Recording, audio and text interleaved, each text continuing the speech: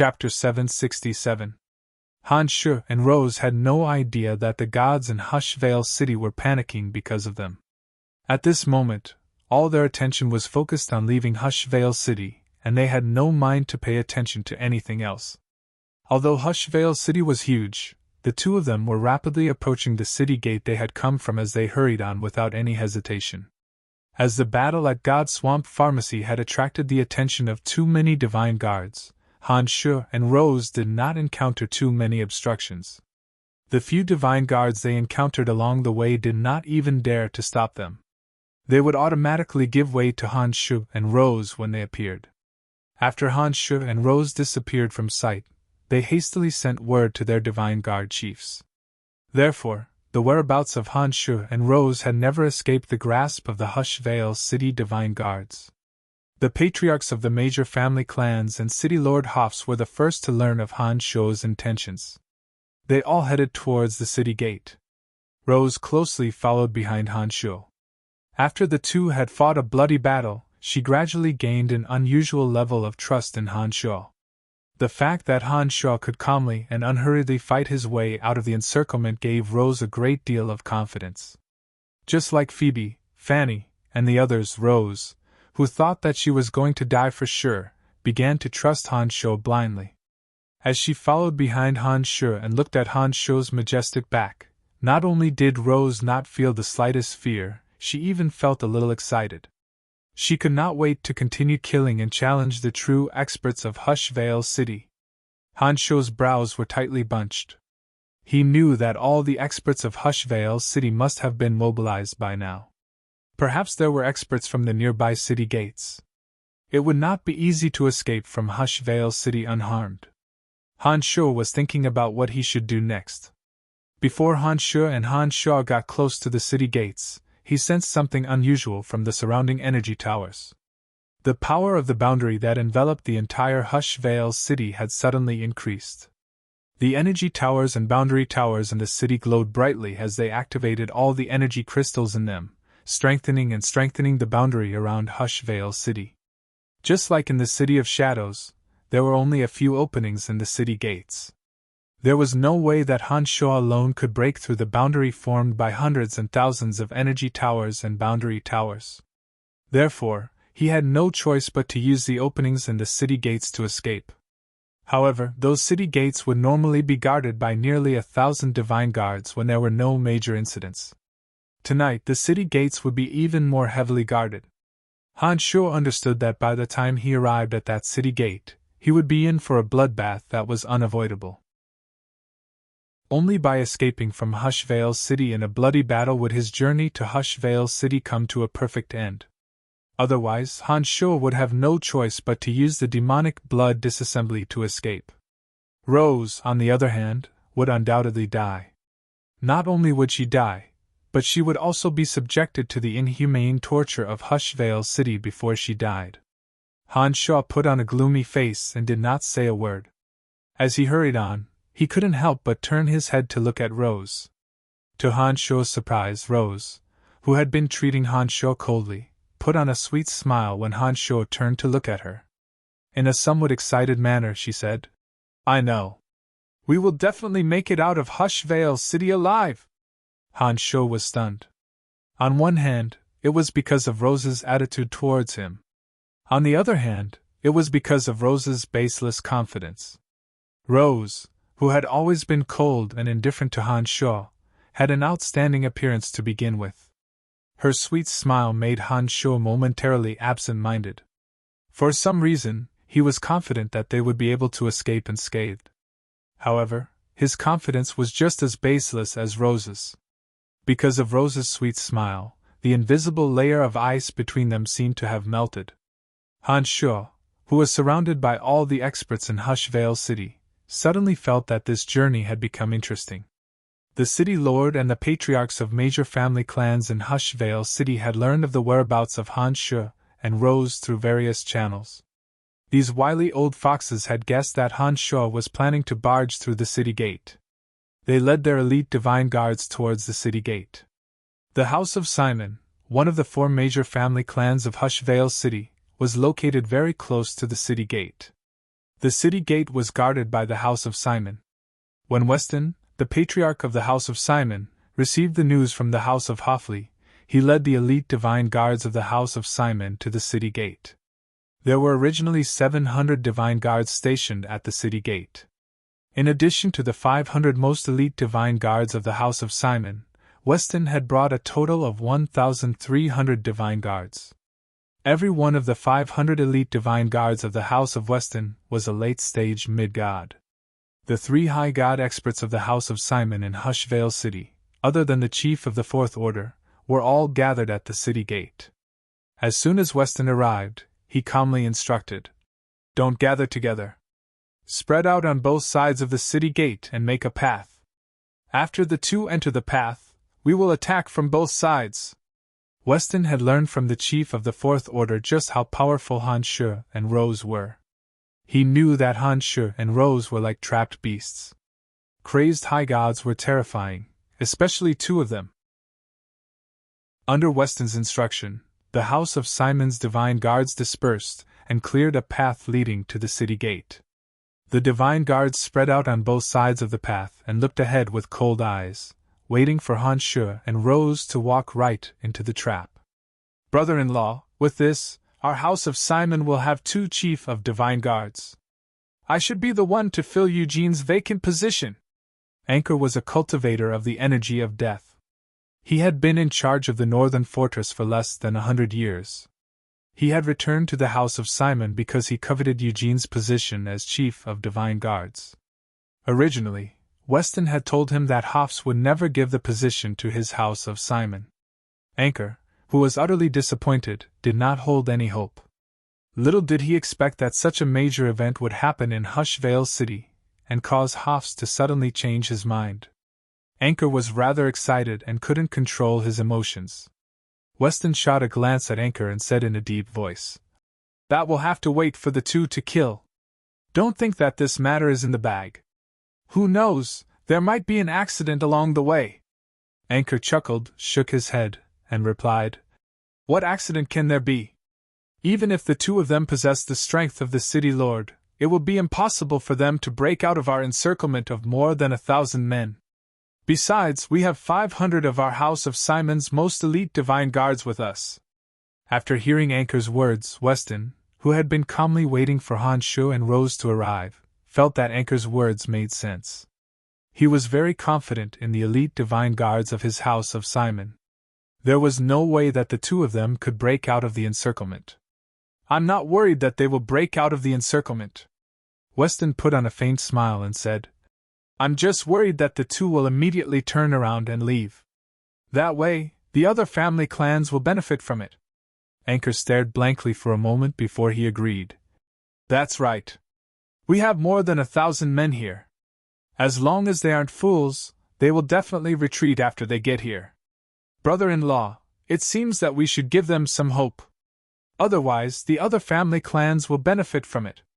Weston nodded, thought for a moment, and instructed, "4th team, 6th team, and 7th team, spread out further. Find a building and hide yourselves. 1st team and 2nd team, stay at the city gate. Don't scare the intruders away."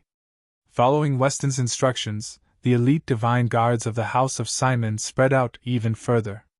They did their best to hide themselves in buildings and followed Weston's instructions. Soon, the House of Simon's divine guards became more and more dispersed. Many of their divine guards also disappeared into the darkness. Weston was secretly relieved. He waved his hand and said, "Come, let's go to the energy towers nearby. Don't let anyone know that we have already arrived. We don't want them to retreat without a fight." Anchor and another high god of the House of Simon, Chandler, nodded in agreement after hearing Weston's words. They hastily followed Weston and hid in the energy towers nearby, fearing that they would alert the enemy and ruin their plan. Just as the House of Simon's divine guards made their arrangements, Han Shu and Rose arrived. Han Shu sneered coldly in his mind. The demon generals who arrived ahead of Weston had heard every word of their conversation. How could they possibly hide their intentions from Han Shu? However, Weston's arrangement was exactly what Han Shu wanted. If all the divine guards of the House of Simon were to gather at the city gate, it would be very troublesome for Han Shui and Rose to force their way through. But now that Weston had his divine guards spread out, it gave Han Shui the perfect opportunity. Sometimes, a good strategy could be used over and over again. As long as the timing was right, it could yield miraculous results. With one thought, Han Shui transmitted a command to Cauldron Spirit. The two demon generals transformed into Han Shui and Rose and charged towards the city gate. As soon as they arrived at the area, the two demon generals were startled. They vigilantly gazed at the place where the House of Simon divine guards were hiding. Han Shui and Rose's faces jolted. They glanced at each other and turned around at the same time. The expressions on their faces were impeccable and flawless even when viewed from afar. Weston and Anchor's hearts sank. They fixed their gazes on Han Shui and Rose and saw the changes in the demon general's expressions. They are indeed experts. They had discovered the divine guards hiding in the dark as soon as they arrived. It seems that the situation is not looking good. Weston and Anchor were startled. As soon as the thought came to their minds, the two demon generals who had transformed into Han Shui and Rose retreated the way they came.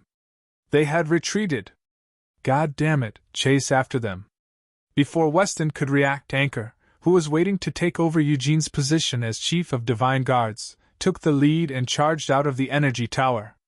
Those divine guards who were hiding in the dark immediately followed Anchor and chased after the two demon generals. Rose put on a delighted face and softly cried out, "We did it!" Han Shui was as calm as ever. Using his two most powerful demon generals, he saw that Weston did not follow Anchor out of the energy tower. This patriarch of the House of Simon was clearly not an impulsive person. Perhaps he had discovered something unusual, but not only did Weston not follow Anchor out of the energy tower, he even instructed, Team 1, Team 2, and Team 5 stay here. This is the only way for them. They won't give up so easily. If they missed this golden opportunity, the city gates of Hushvale City would be locked even tighter, and the security would be even tighter. Weston believed that Han Shui and Rose would not let go of this opportunity to break out of the encirclement tonight. Therefore, he did not go out with Anchor. As the two demon generals were rather far away, Weston did not know that Han Shui and Rose were just illusions. The reason why he was so certain was because of his many years of intuition. As the patriarch of the House of Simon, Weston had experienced many trials and tribulations. The experience he had accumulated through countless battles was a great asset. Sometimes, such experience was even more important than one's strength. This time, Sicker had made the right bet by relying on his past experiences. But was this his good luck or bad luck? It was not up to him to decide. Following Sicker's instructions, a portion of the House of Simon divine guards stayed behind and were on high alert. The other high god, Chandler, did not leave either. He only followed Sicker's lead. Seeing that Sicker did not leave, he did not make any rash moves. He silently hid in an energy tower nearby and observed the changes below with cold eyes. There are still some who have not left. Rose had also noticed the danger at the city gate. She said in a low voice, "And it seems that there are more than just those divine guards at the city gate. Something is not right. There are two high gods hiding in the two energy towers nearby." Han Shui pointed at the two energy towers and said in a low voice, "We don't have the time to compete with them in patience. The experts from the other major family clans of Hushvale City should be converging on this place. We have to get there before Anchor returns. Be careful, the high gods in the two energy towers might suddenly attack. Don't let them injure you." "Ready to move?" asked Rose in a rather excited manner. Han Shui nodded indifferently. The demon generals that were hiding in the dark started drifting towards the House of Simon's divine guards that were hiding at the city gates. After the demon generals turned invisible, they carefully avoided the two high gods Simon and Chandler. Therefore, they did not attract the attention of the divine guards hiding at the city gates. "Let's go!" shouted Han Shui in a deep voice. With an ice-cold face, he dashed towards the city gate at top speed. "They have come!" Weston's pupils contracted. He was overjoyed. He immediately focused all his attention on Han Shu and Rose, who had appeared out of nowhere. He was ready to attack at any moment. Those House of Simon divine guards hiding in the dark were all excited. They were greatly impressed by their patriarch Weston's judgment. They were not the least bit afraid when they saw Han Shu and Rose charging at them.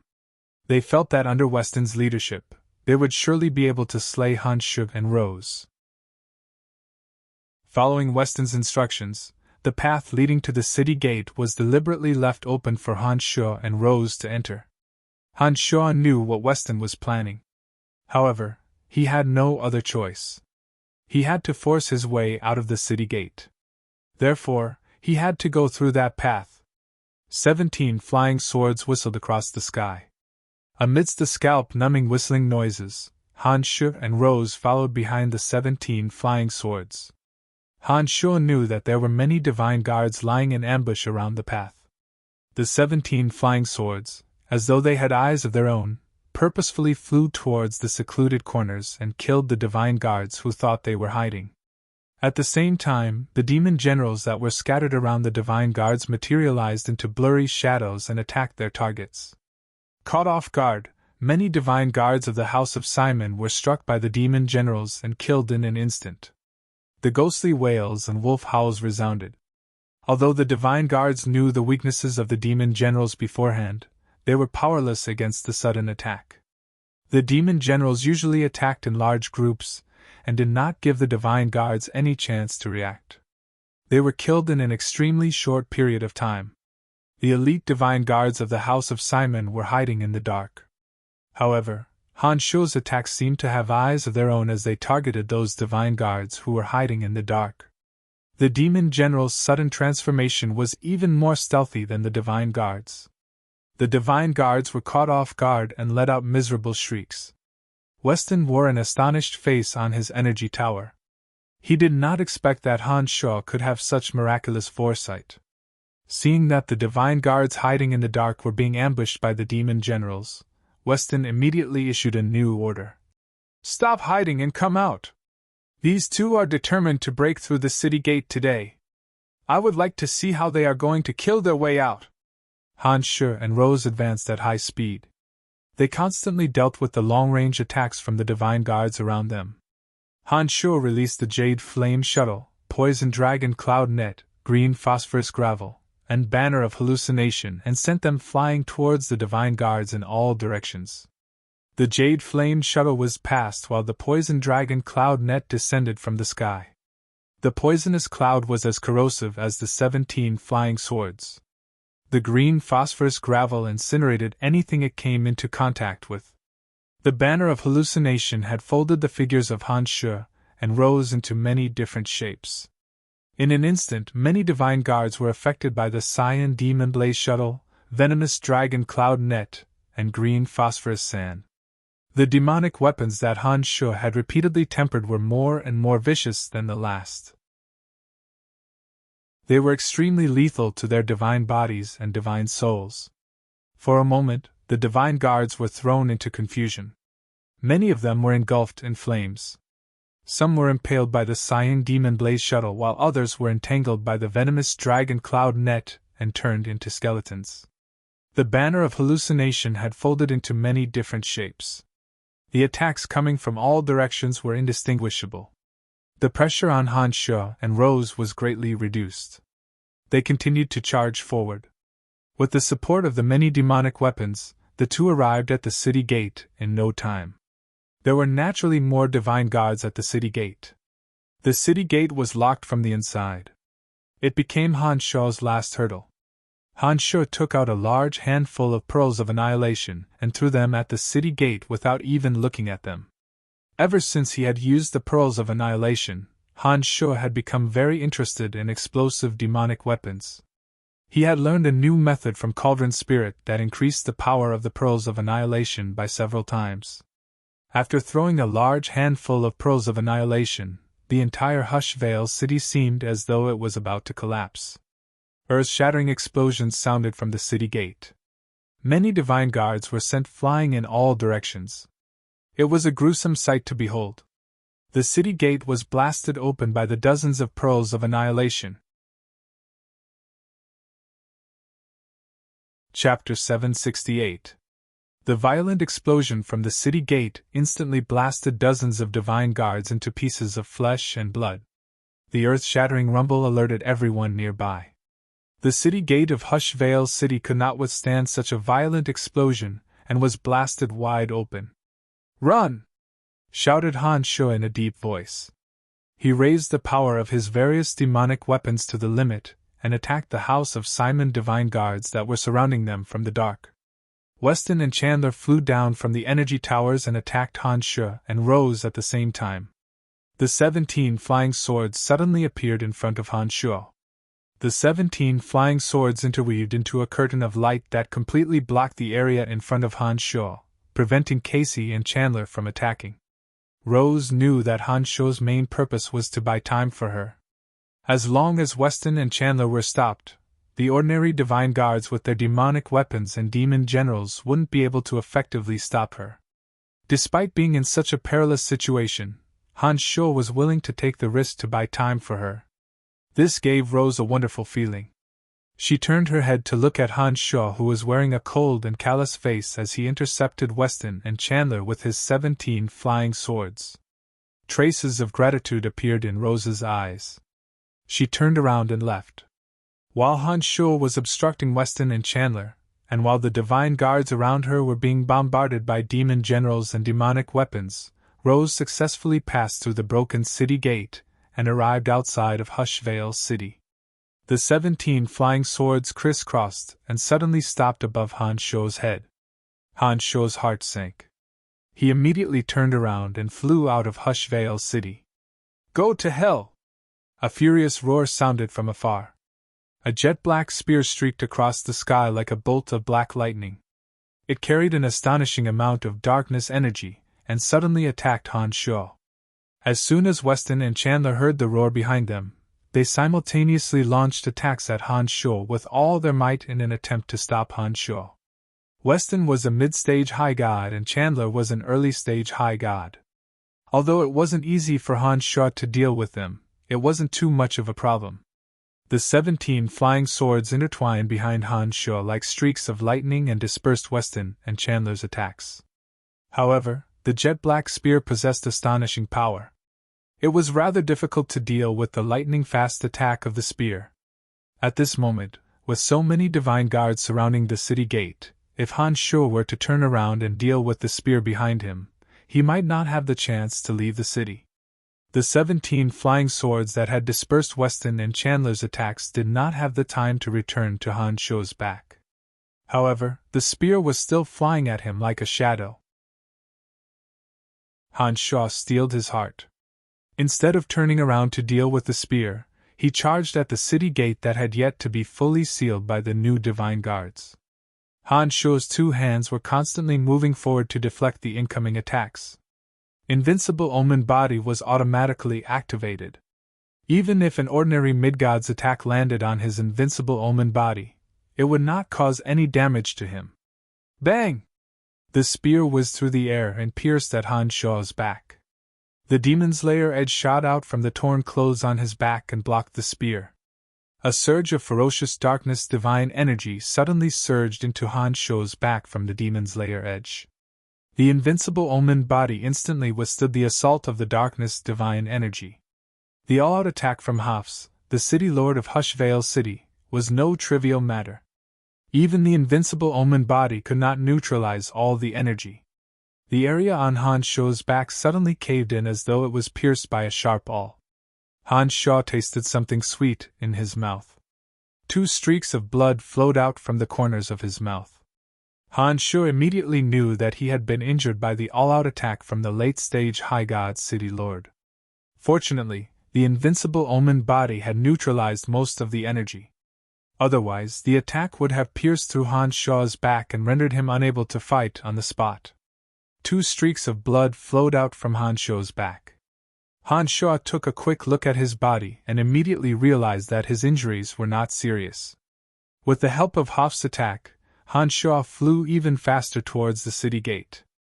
It was at this moment that the 17 flying swords returned from Weston and Chandler to help Han Shu fend off the attacks from the surrounding divine guards. Han Shuo's figure flashed through the open city gate like a bolt of lightning. Outside the gate, Rose was waiting anxiously. "The city lord of Hushvale City is here. Let's go!" shouted Han Shuo. He grabbed Rose's hand and activated the art of the demonic ninth heavens using Cauldron Spirit's energy. Together with Rose, they rapidly disappeared into the distance. Hafs, the city lord of Hushvale City, was a late-stage high god.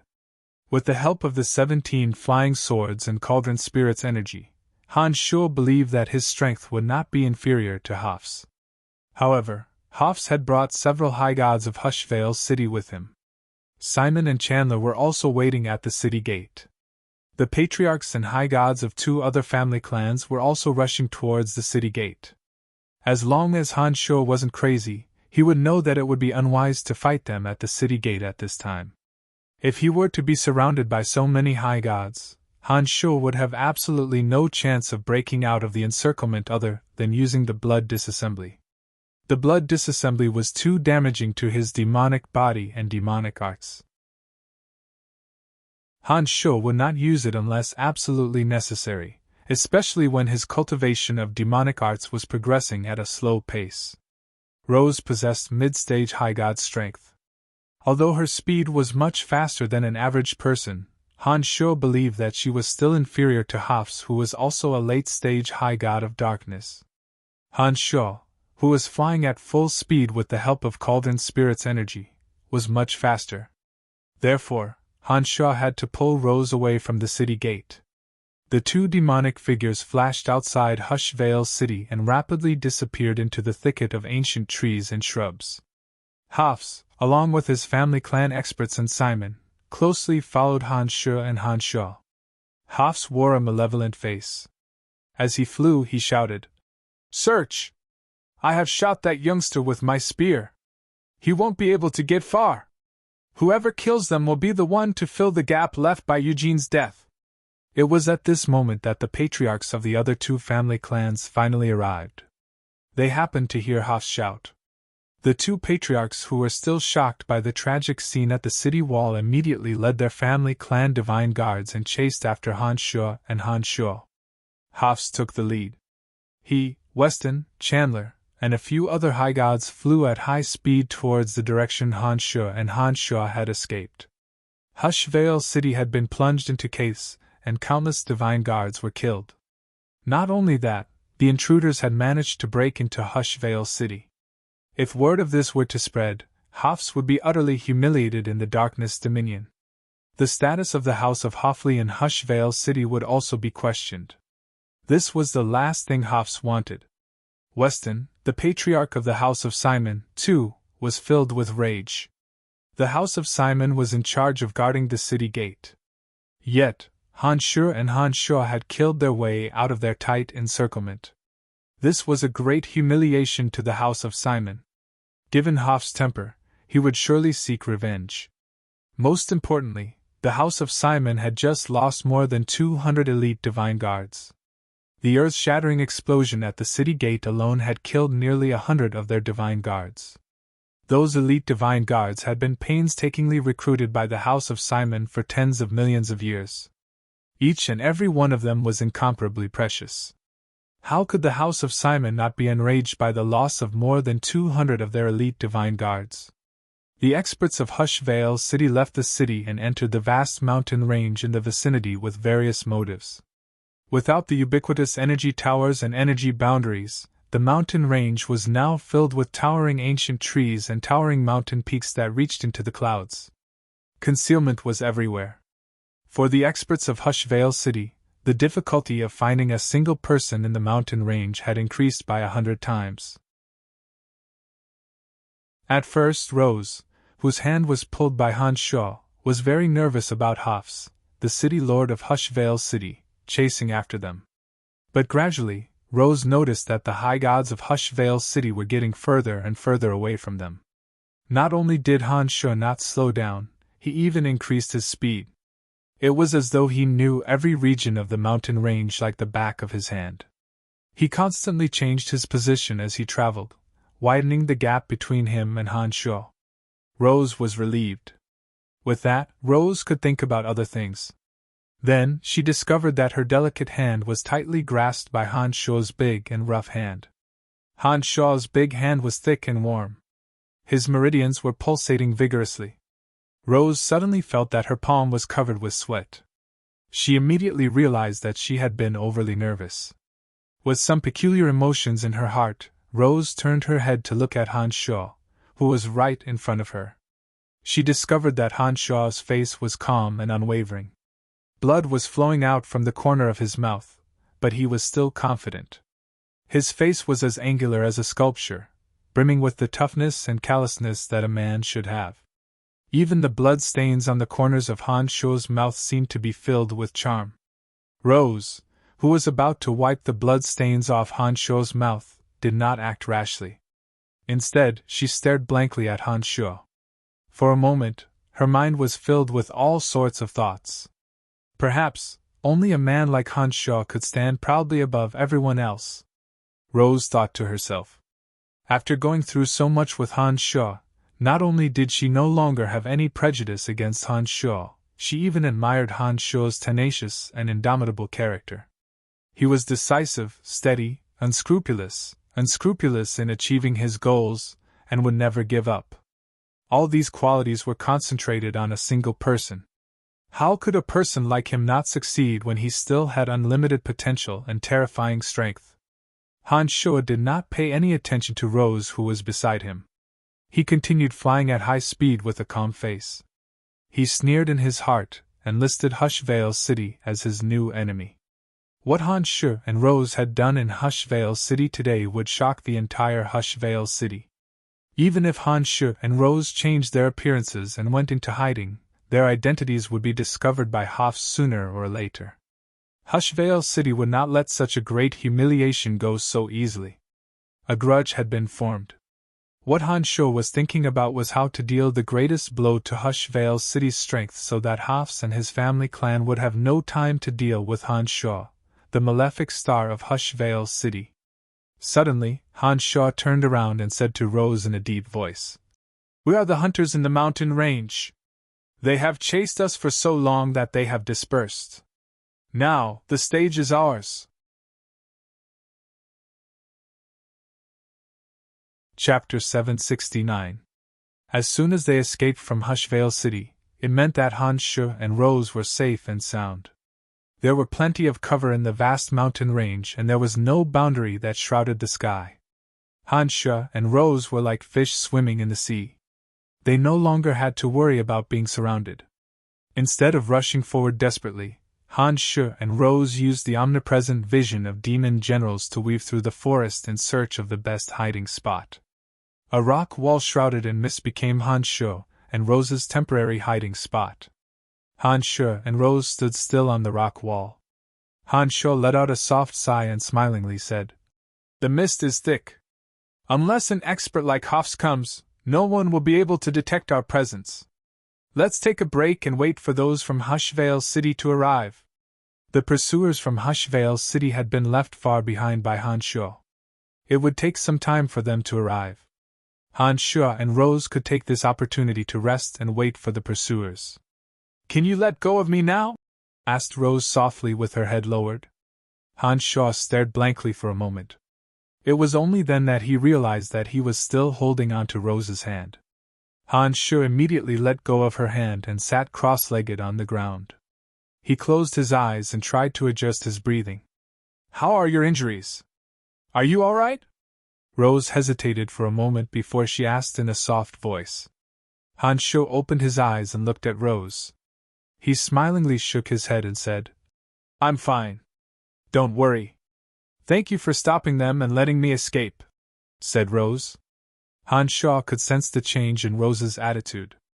Han Shuo, who was used to Rose's silence and cold words, was not used to Rose's sudden concern. Startled, Han Shuo said indifferently, "I'm not used to letting the people around me die. Besides, I'm also confident that I can rush out. You don't have to worry too much about it." After saying that, Han Shuo closed his eyes again, his face full of concentration. Rose, who was about to say something, saw that Han Shuo had begun to focus on restoring his strength, did not continue to disturb Han Shuo. She just quietly watched Han Shuo from the side. For some reason, Rose felt very at ease when she and Han Shuo were in such a cloud-shrouded rock wall. There was also an indescribable sense of comfort. The corners of Rose's mouth curled into a faint smile. She too had calmed down contentedly. She sat beside Han Shuo and began to restore the divine energy she had consumed in Hush Vale City. Hafs put on a gloomy face and furiously roared, "Search! Find them even if you have to dig 3 feet into the ground!" After searching for a long time, Hafs and his party did not even see a shadow of Han Shuo. The experts of the 3 major family clans who had chased after Hafs began to doubt if he had actually hit the murderer. According to Hafs, he had struck the assassin's back with all his might. Given Hafs' late-stage high god strength, as long as the attacker was not an over-god, there was no way he would be unaffected by such an attack. Even a late-stage high god like Hafs would be seriously injured if he were to be struck by such an attack. There was no way that a heavily injured high god could remain unaffected. After such a long pursuit, the murderer would surely show signs of fatigue and eventually be killed on the spot. However, the reality was vastly different from what they had expected. Not only was the murderer not affected by the attack, but he was also moving faster and faster. After a long period of pursuit, he had left them far behind, causing them to lose track of the murderer. This was clearly not in line with Hafs's statement. If Hafs wasn't the city lord of Hush Vale City and the patriarch of the House of Hoffley, these people would have jumped out to reprimand Hafs. They would have accused him of incompetent command, of not understanding the situation, and of lying. "City Lord, this mountain range is too vast. Now that the target has disappeared, it would be inappropriate for us to search like a swarm of bees. Why don't we split up and search in groups of family clans? Although the 2 possess extraordinary strength, our family clans can definitely take them down. At the very least, we can send out a signal. What do you think, my lord?" suggested the patriarch of the House of Granro. Hafs, who had been blinded by anger, immediately knew that this was the most appropriate method given the current situation. He put on a gloomy face and nodded. He said, "All right, we will split up and search in groups of family clans. Once we find any traces of the 2, send out a signal immediately." Weston, who had lost more than 200 of his family clan's elite divine guards, had been waiting for those words from Hafs. Without a word, he signaled his family clan's divine guards with his eyes and was the first to leave with his family clan's divine guards. Shortly after, the other 2 family clans also left Hafs' side and started searching in different directions. With that, the 4 major family clans of Hush Vale City, including Hafs, split up into 4 groups and continued searching. As the search progressed, the 4 groups of divine guards gradually split up again. The situation was somewhat similar to the time when Han Shuo toyed with the god hunters. Night was gradually replaced by day. When the scorching sun hung high in the sky, the distance between the 4 major family clans grew larger and larger. The dazzling rays of the scorching sun penetrated through the layers of mist and shone on Han Shuo, who was sitting on the cliff wall. Suddenly, Han Shuo opened his eyes and cried, "Someone is coming!" Rose, who had been cultivating in silence, blinked her long eyelashes. Her beautiful eyes appeared before Han Shuo. She looked at Han Shuo and said, "We'll do as you say." After fighting side by side with Han Shuo in Hush Vale City, Rose was thoroughly impressed by Han Shuo. She no longer doubted Han Shuo's ability to carry out his missions. Rose's words fully proved that she had complete faith in Han Shuo. "It's the House of Simon. This family clan is really unlucky. They just have to bump into us every time." Han Shuo grinned and stood up. He said to Rose, "This time, we will hunt that high god named Anchor." "Yay!" Rose cried out in excitement. She stood up after Han Shuo and asked, "How do we do it?" "Follow me." Han Shuo made his way through the mist and slowly descended into the dense forest below. He avoided the eyes and ears of the divine guards in the vicinity, and stealthily headed towards Anchor with Rose. The reason why he chose Anchor was that Anchor cultivated in the energy of death. To Han Shuo, as a cultivator of the energy of death, The divine energy of death in Anchor's body could be of use to Han Sho. The demon generals had long been watching Anchor and observing his every move. Anchor had shown too much greed for the position of chief of Hushvale City Divine Guards and was unable to control his desires. Han Sho had seen through Anchor's impatience back in Hushvale City. Therefore, he had used an illusion to deceive Anchor. After entering the mountain range, Anchor became even more impatient.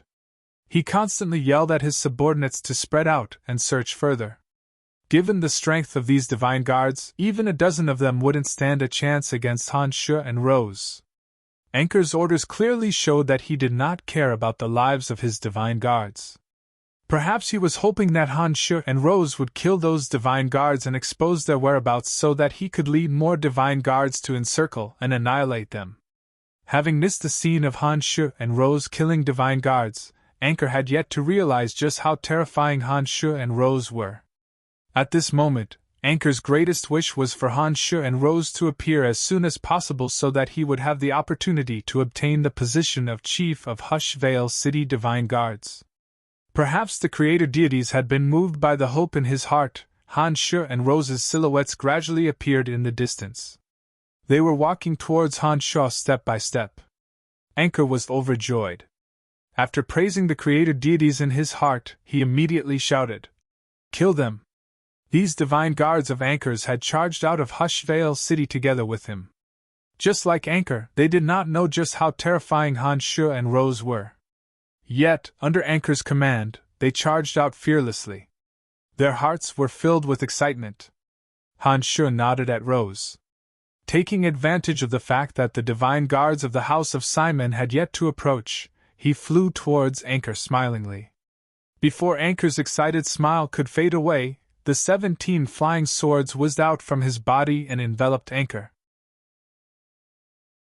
Before Anchor could even attack, he discovered that he had fallen into an evil dimension. Evil energies that he had never seen or heard of were surging towards him from all directions. He felt as though he was a small boat in the middle of a stormy sea. He suddenly felt that he was very close to death. It was only at this moment that Anchor realized that he had made a mistake, a very big mistake. But it was a pity that his regret came a little too late. Anchor, who had just recently become a high god, could not withstand the frenzied corrosion of Han Sho's 17 flying swords. The divine energy in his body was rapidly draining and his life force was growing weaker and weaker. Han Sho's avatar of death suddenly flew out from his body and shot towards Anchor, who was in the middle of the 17 flying swords. Meanwhile, his avatar of destruction flew towards a mid-god of destruction who had been seriously injured by Rose. He launched a sneak attack from behind and subdued that person. In an instant, the two avatars simultaneously started to absorb the divine energy in the bodies of their subdued victims. At the same time, Han Sho's mind and body were tranquil and calm. With the demonic blades, he assisted Rose in slaughtering the divine guards around her. Since Han Sho had started devouring the divine guards, he could not leave any of them alive. Otherwise, if news of this were to spread, it would be extremely disadvantageous to him. The moment Han Sho's mind and body calmed down, he seemed to have affected the other two avatars that were devouring the divine guards. In an instant, the divine souls of the two avatars and the consciousness of Han Sho's main body formed a miraculous connection. The three symbiotic souls seemed to have fused together in an instant. The domains of divinity of death and destruction suddenly formed from the two avatars that were devouring the divine guards. The two domains of divinity abruptly overlapped and rapidly fused together in a bizarre manner that no one could understand. All of a sudden, a completely foreign domain of divinity was strangely generated. The edict of destruction energy surged all over the domain of divinity. The element of death in the surroundings started to pour into the domain of divinity at a speed that was several dozen times faster than usual. All the elements except for the element of death abruptly disappeared from around Han Sho. The strange changes were still going on.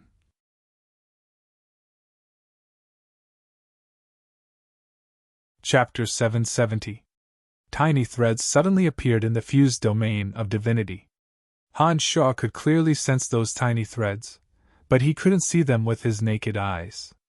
After carefully sensing for a moment, Han Shu discovered that those threads seemed to originate from the power of faith of profound continent, and the abyss realm in his divine soul. The power of faith could not only increase the power of the domain of divinity, but also provide him with weak divine energy at all times. Although the divine energy transformed from the faith of mortals was so weak that he could only sense a tiny bit of it, it was an endless stream. After accumulating for many years, it would become a considerable amount of divine energy. All this while, Han Shu could sense the weak divine energy that the power of faith provided to him. However, he had never sensed the effect of the power of faith on the domain of divinity. At this moment, however, Han Shu clearly sensed it. The thread-like power of faith appeared in the fused domain of divinity in a densely packed manner. They revolved around the edict of destruction. With Han Shu at the center, the thread-like threads constantly twisted and changed. They intertwined with each other and condensed into thicker and thicker threads. However, Han Shu could only sense it with his divine soul. He couldn't see the slightest change with his naked eyes. Even more element of death madly converged towards the domain of divinity. Han Shu didn't deliberately release any energy or techniques, but he suddenly discovered that the three boundaries of aging, fear, and weakness had taken shape on their own. Each boundary was filled with threads that were hard to see with the naked eye. Those threads seemed to be able to absorb the element of death that was constantly pouring into them and alter the composition of the three boundaries. All of a sudden, the power of the three boundaries kept increasing. Han Shu could clearly sense that the influence of the three boundaries was rapidly expanding. In no time at all, they overlapped and covered the entire domain of divinity. With Han Shu at the center, the threads that reflected the power of faith entangled the element of death that was crazily pouring into Han Shu's body in the edict of destruction. They constantly altered the boundaries in the domain of divinity, causing the power of the three boundaries to grow stronger and stronger. Ha! Rose cried out in alarm. She suddenly sensed the abnormality in the area next to Han Shu and immediately asked, "What's wrong?" Han Shu came to a sudden realization. He immediately realized that this wasn't the right time to carefully sense his new domain. The two targets that were being devoured had already exhausted their life force. Han Shu summoned a flying sword and stabbed Anchor and the mid-god of destruction. The two gradually turned into puddles of blood. Rose's long silver hair had been dyed scarlet. She stood coldly among the corpses on the ground, her clear eyes staring at Han Shu, full of bewilderment and bewilderment. Not a single one of Anchor's dozen or so divine guards survived. They were all killed by Rose. Through his demon general, Han Shu could sense that even more experts of the House of Simon were rapidly converging on the battlefield. "Let's go!" Han Shu softly shouted and took the lead in retreating. As soon as the two left, Weston and Chandler arrived with hundreds of elite divine guards of the House of Weston. The scene before them was too horrible to look at. The ground was covered with corpses. Half of Anchor's body had melted and he had lost his life force. Needless to say, the sight of Anchor's body melting into puddles of blood was enough to prove who the murderer was. Weston had never been as furious as he was at that moment. The strength of the House of Simon was declining sharply. The death of a high god was like adding snow to snow, especially when Anchor was the younger brother of his wife. "Patriarch, what should we do?" Chandler approached Weston and asked in a deep voice. "Those two come and go without a trace. They possess terrifying strength. What should we do to force them out and kill them?" Unlike Anchor, Chandler had personally witnessed the terrifying destructive power Han Shu and Rose displayed at the gates of Hushvale City. As a member of the House of Simon, it was only natural for Chandler to hate Han Shu and Rose to the bone. However, he was also somewhat fearful of the duo. He knew that even Weston would not be a match for that callous young man in a one-on-one fight. Therefore, he always had his divine guards stick close to him in case something went wrong. It was precisely because of his cautiousness that Han Shu did not come after him. He managed to escape unscathed, but Anchor was killed. Anchor's death had a great impact on Chandler. He began to worry that he would be the next target. "Release the signal," Tell them that those two are in the vicinity," Weston suddenly commanded after keeping silent for a moment. After taking a short pause, Weston continued, "Our men are to stick close to each other. Do not leave without a good reason. Our previous understanding of the situation is completely wrong. I don't think that God was seriously injured by the City Lord at all. Otherwise, he wouldn't have exposed himself and attacked us. Patriarch, are you saying that the City Lord is lying?" Chandler was dumbfounded. He looked left and right before asking in a low voice. Weston shook his head, let out a soft sigh, and said, "The City Lord would not make such a joke at a time like this. Besides, based on my understanding of him, I know that he disdains lying." Weston took a deep look at Chandler and said, "The City Lord's words cannot be wrong. Not to mention that not only did that guy not leave, he even treated us as his prey. This can only mean one thing, that he is stronger than the City Lord." Chandler's face jolted when he heard those words. After thinking about it for a moment, Chandler's face turned even more unsightly. He thought of the over-god who had transcended high-god rank but did not possess the quintessence. Chandler became even more terrified when he thought of that. He asked in a slightly panicked manner, "What should we do then?" "Don't even think about killing them. Our family clan has exhausted too much of our strength. We will be fine as long as we can bring our men out of the mountain range." Weston wore a helpless and humiliated face. "However," he continued, "if other family clans want to touch him, let them. It is time for them to suffer some losses. Otherwise, the House of Simon's position in Hushvale City will be challenged." As the patriarch of the House of Simon, Weston had to make difficult decisions for the benefit of the family clan. His many years of battle experience had given him keen observation skills. Just like how he had previously determined that Han Shuo would return to the city gate, his decision this time was correct. Han Shuo, whose strength had been overestimated due to his invincible omen body, was having a headache. Facing Rose's questioning gaze, Han Shuo didn't know how to explain. Previously, as the 17 flying swords blocked Rose's view of Han Shuo devouring Anchor, she couldn't see what was going on. But later on, when Han Shuo devoured another mid-god of destruction, Rose immediately revealed a shocked expression when she saw what Han Shuo was doing.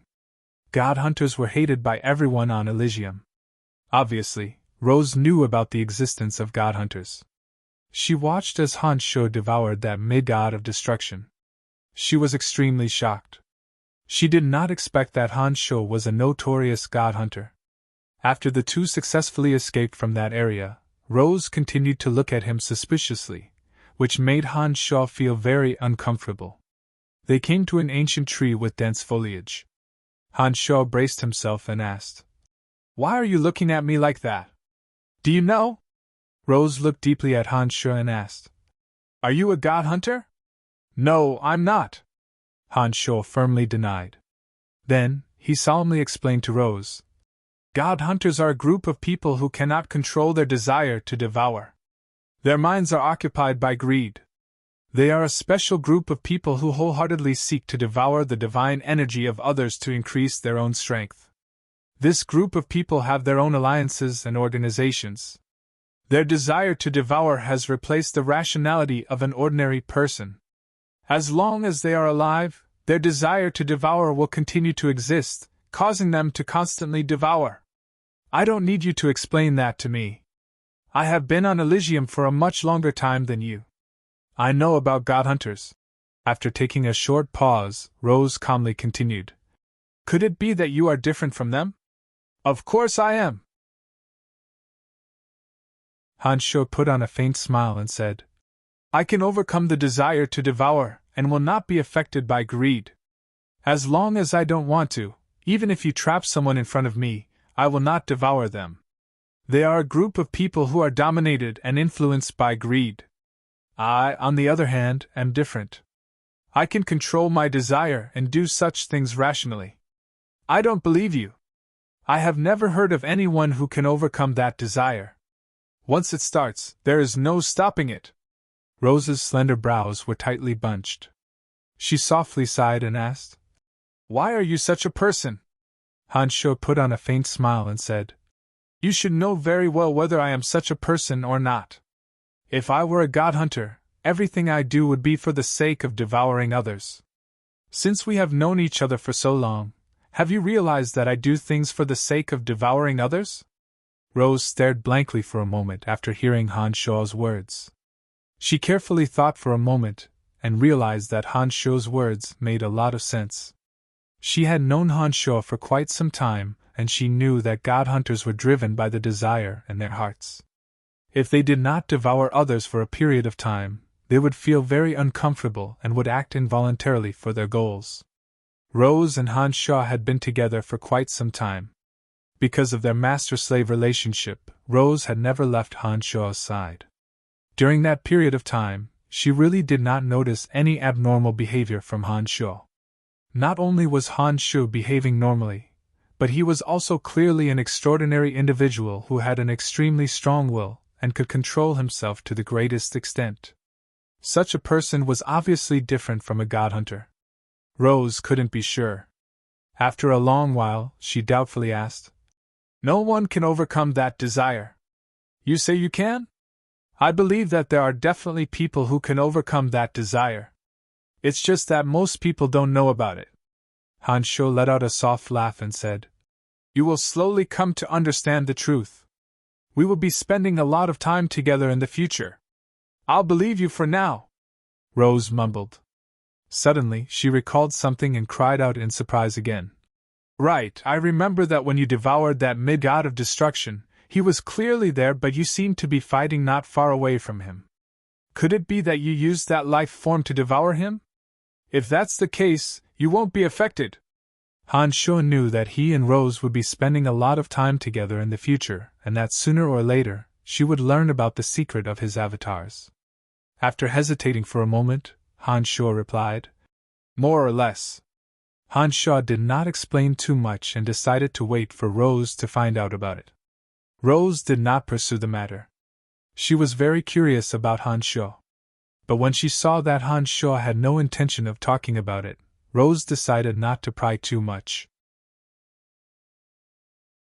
After leaving the house of Simon, Hansho used his demon generals to observe for a while. He discovered that all the divine guards of the house of Simon had gathered together.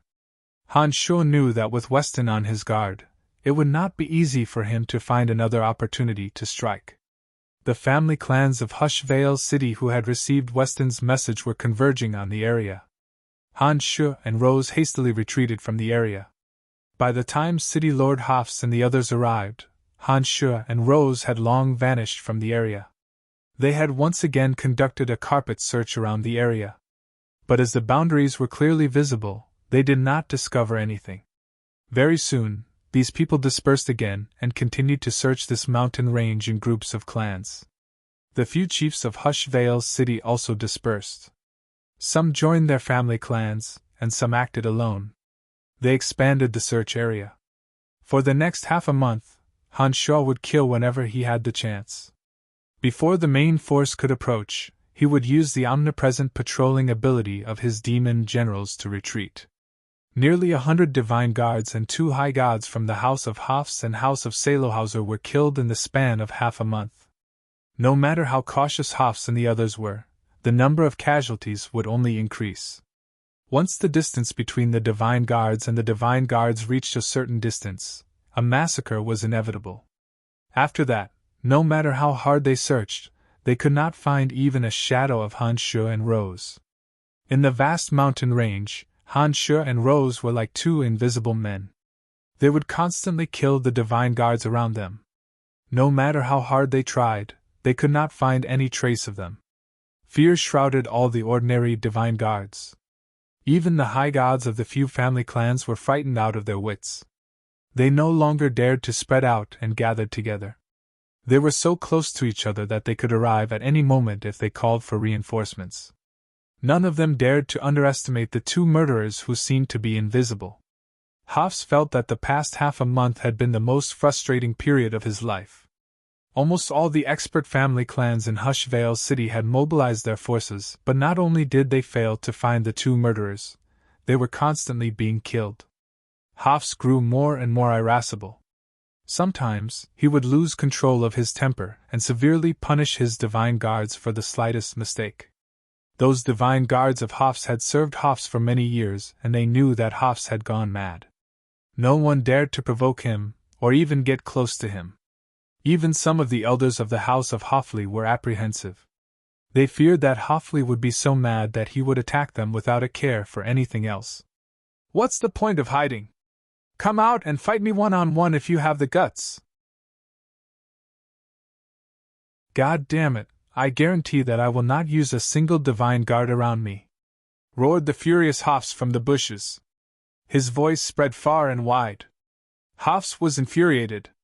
He had lost his composure, and it was not something a city lord should do. Hafs' composure and shrewdness had been worn away in half a month's time. With all other methods having failed, Hafs had somewhat lost himself. While yelling, Hafs flew away by himself. Whenever a divine guard approached him, Hafs would glare at the divine guard and coldly shout, "Get back!" He was prepared to fight Han Shuo one-on-one. The divine guards were already afraid of Hafs in his current state. Therefore, when they heard that Hafs was asking them to leave, they were more than happy to do so.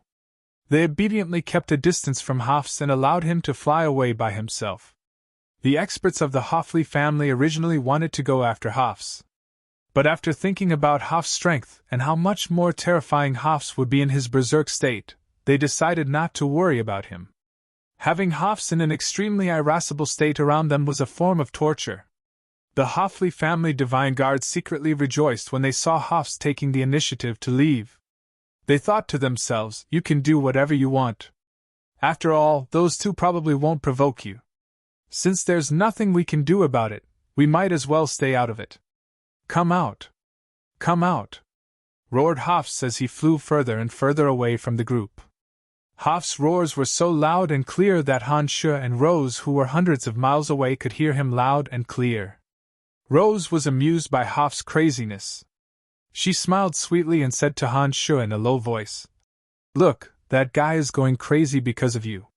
In the past half a month, Han Shuo had proven to Rose that he could completely control the desires in his heart. In front of Rose, as long as Rose said no, Han Shuo would smile and stop devouring those divine guards. After several times, Rose finally believed Han Shuo's words. When Han Shuo proved to her that he was different from a god hunter, Rose was astonished. Naturally, Rose did not stop Han Shuo from devouring divine guards. She felt that although Han Shuo's behavior was similar to that of a god hunter, he was beyond the realm of a god hunter. "He has gone mad." Han Shuo nodded and agreed with Rose's statement. Han Shuo's two avatars had devoured a sufficient amount of divine energy over the past half a month. They were currently in the process of digesting the divine energy. After this digestion period, whether or not they could advance further would depend on their understanding of the energy. "I think we should leave now. Those divine guards are all gathered together. It won't be easy to attack them," suggested Rose. Han Shuo shook his head smilingly and replied, "There's no need to rush." While Rose was puzzled, Han Shuo continued, "Those divine guards are indeed gathered together.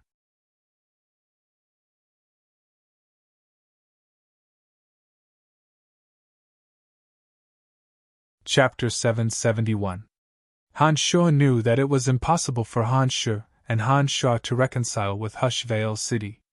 Hafs had shown that he was determined to kill Han Shuo and Han Shuo. Even if Han Shuo and Han Shuo managed to escape from Hushvale City, Hafs would not let the matter rest. If Han Shuo could kill Hafs, the power structure of Hushvale City would be reshuffled and the House of Hafli might no longer be the sole hegemon of Hushvale City. In order to eliminate this threat, Han Shuo decided to kill Hafs in the mountain range.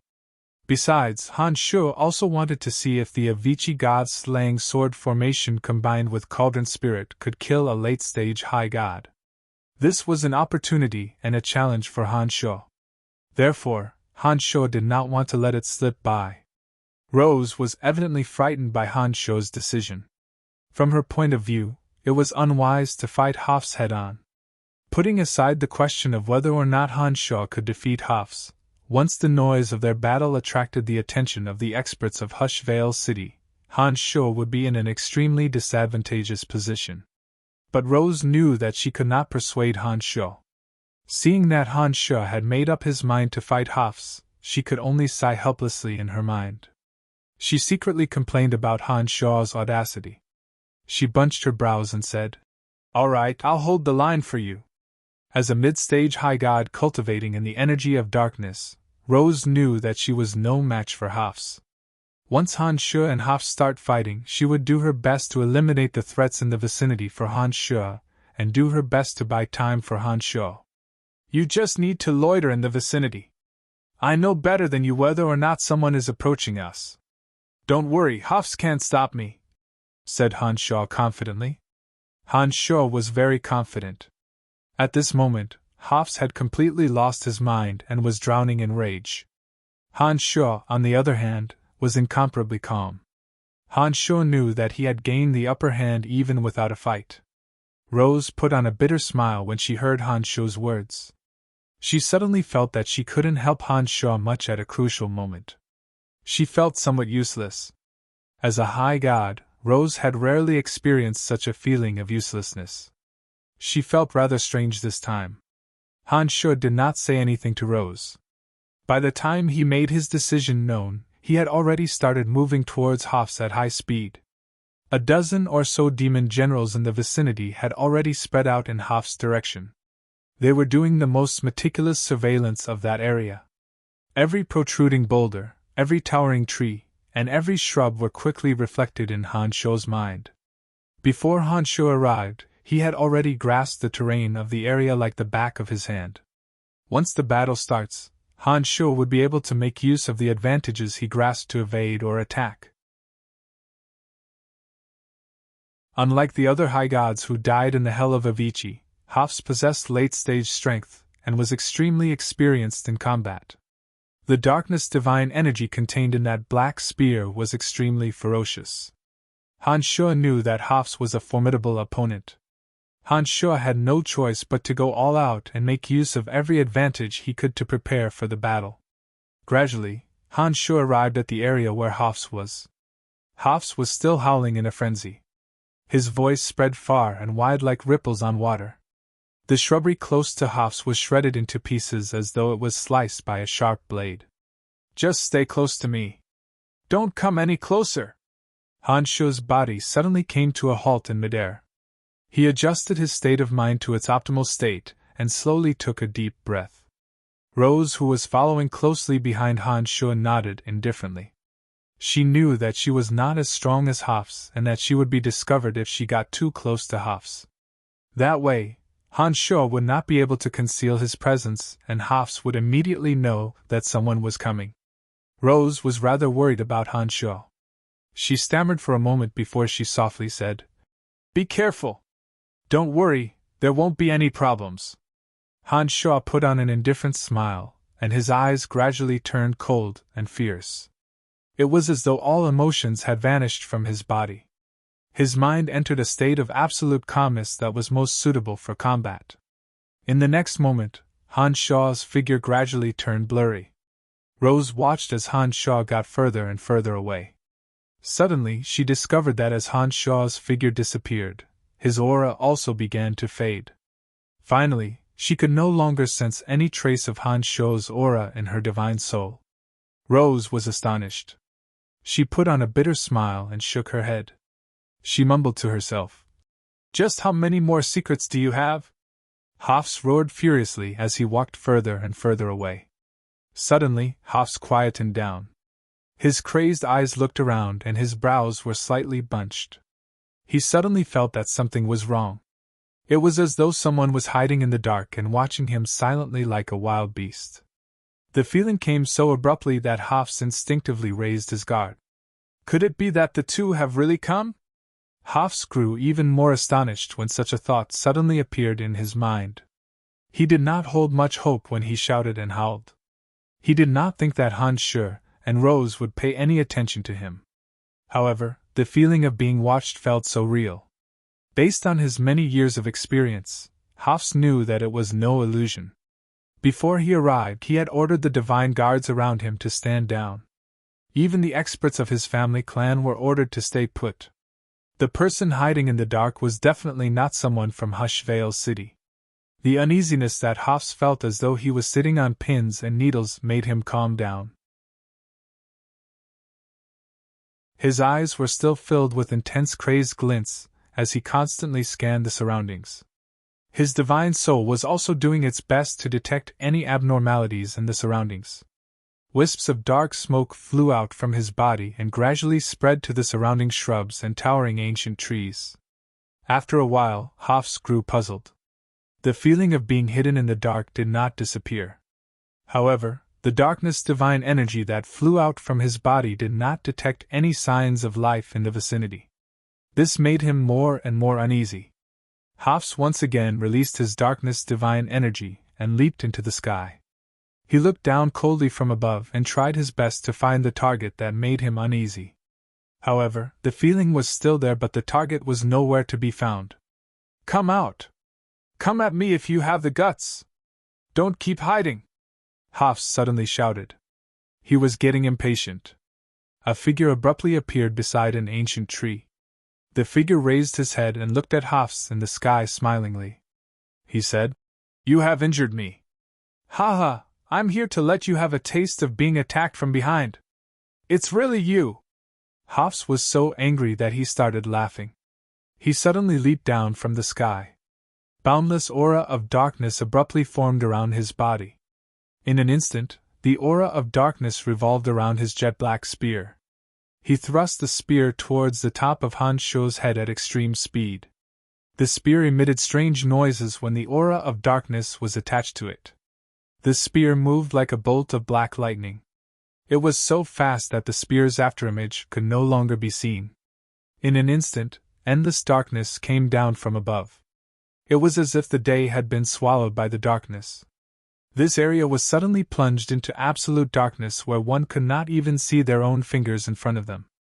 Thick black divine power wrapped around the spear, and the spear disappeared in the endless darkness. Rumble! An earth-shattering explosion sounded. An enormous hole was created deep in the ground. All the ancient trees, rocks, and shrubs were swept away. However, Han Shuo's figure had vanished into thin air. Hafs landed in the boundless darkness. He stood in the enormous hole in the ground with a ferocious expression. He once again held the jet-black spear in his hand. His eyes were glistening as he looked around, searching for the vanished figure. Hafs, who had created the boundless darkness, was obviously unaffected. He knew that his attack just now had no effect. He became even more vigilant and took Han Shuo as an evenly matched opponent. "It's my turn now!" A sneer suddenly sounded from the boundless darkness. All of a sudden, 7 blurry silhouettes shot towards Hafs from all directions. Each and every one of the silhouettes had Han Shuo's appearance. All of them carried extraordinary auras. At first, Hafs thought that they were illusions. But after carefully sensing with his divine soul, he discovered that each and every one of the shadows were very real. Their auras also carried the aura of high gods. This made Hafs somewhat uncertain. Hafs, who had no idea what was going on, did not recklessly attack any of the shadows. Instead, he adopted defensive measures. He swung the spear in his hand and layers of barriers of darkness rapidly formed. Dense, dark aura gushed towards Hafs and enveloped the entire area. Each of the shadows was an illusion of a high god demon general. The demon generals formed by high gods possessed extraordinary strength, and they were real. Hafs's intuition was right. They were not illusions. Hafs, who was uncertain about the situation, was right to adopt defensive measures.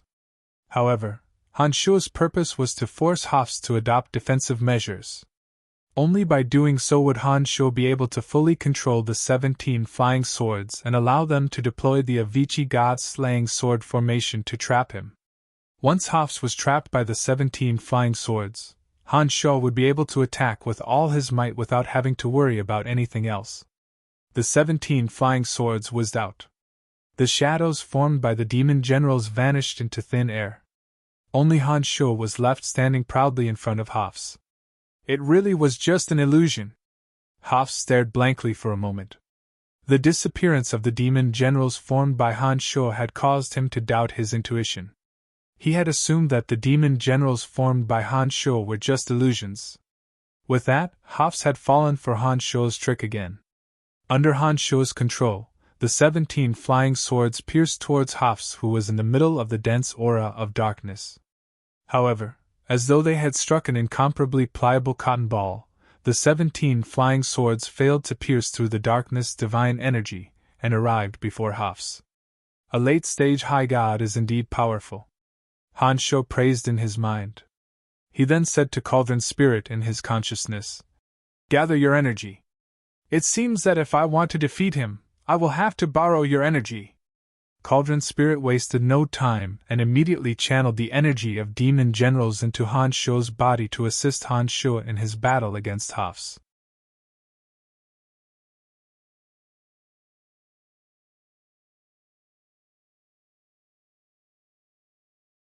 He knew that the darkness divine energy inside the black hole was rotating at a high speed in a special trajectory. It was not something that could be easily dealt with. Cauldron Spirit continued to supply energy to Han Sho. With the support of Cauldron Spirit's energy, Han Sho deployed the invincible Omen body. As soon as the invincible Omen body was formed, Han Sho's demonic body seemed to have taken root in the ground. It was as though he was a boulder that had existed for thousands of years. No matter how astonishing the suction force of the black hole was, Han Sho remained unmoved. He continued to manipulate the 17 flying swords and retracted them to his side. When Hafs saw that the black hole he deployed with his darkness divine energy was unable to pull Han Sho towards him, he immediately concealed himself within the black hole. He used his divine body to influence the black hole and made it spin towards Han Sho. The towering ancient trees, rocks, shrubs, and distant streams were all pulled by the power of the black hole and involuntarily flew into it. Even the few incorporeal demons nearby felt the terrifying suction force and were more or less affected. Fortunately, the demons were incorporeal. Under this suction force, as long as the demons paid a little attention, they wouldn't be pulled into the black hole. The 17 flying swords cleansed the darkness divine energy on Haf's spear. The spear turned into a beam of black light and was sucked into the black hole. It should have returned to Haf's hand. The 17 flying swords shot towards Hafs at an incredible speed. With the addition of the enhanced suction force of the black hole, the 17 flying swords arrived before the black hole in an instant. The Avicii god's slaying sword formation suddenly took shape and encircled the black hole. The demonic yuan in Han Sho's body frantically flowed into the 17 flying swords. The Avicii hell was immediately activated. Chilly winds blew and killing intent soared into the sky. The 17 flying swords let out soul-stirring screeches. The moment the Avicii hell was formed, the 17 flying swords were no longer affected by the suction force of the black hole. Rays of chilling sword rays interweaved into a net of light that whooshed towards the black hole. The corrosive power and chilling aura of the 17 flying swords rapidly whittled away the thick mass of darkness surrounding the black hole. The darkness divine energy that made up the black hole was gradually dispersing. Hafs immediately realized that he was the one being surrounded, and he had a bad premonition. Under the simultaneous corrosive and chilling aura of the 17 flying swords, Han Sho could sense that the darkness divine energy on the surface of the black hole was being whittled away bit by bit.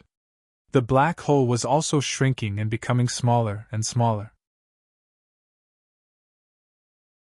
Han Sho was fully focused on controlling the 17 flying swords to deal with Hafs. However, Hafs possessed astonishing strength, and the divine energy in his body was extremely abundant. Even though the 17 flying swords possessed formidable corrosive and chilling aura, it would take them at least a few hours to completely whittle away the darkness divine energy in Haf's body. Under the influence of Haf's domain of divinity, the element of darkness within a radius of 100 miles was rapidly converging towards Han Sho. The element of darkness was also helping Hafs neutralize the corrosive power of the 17 flying swords.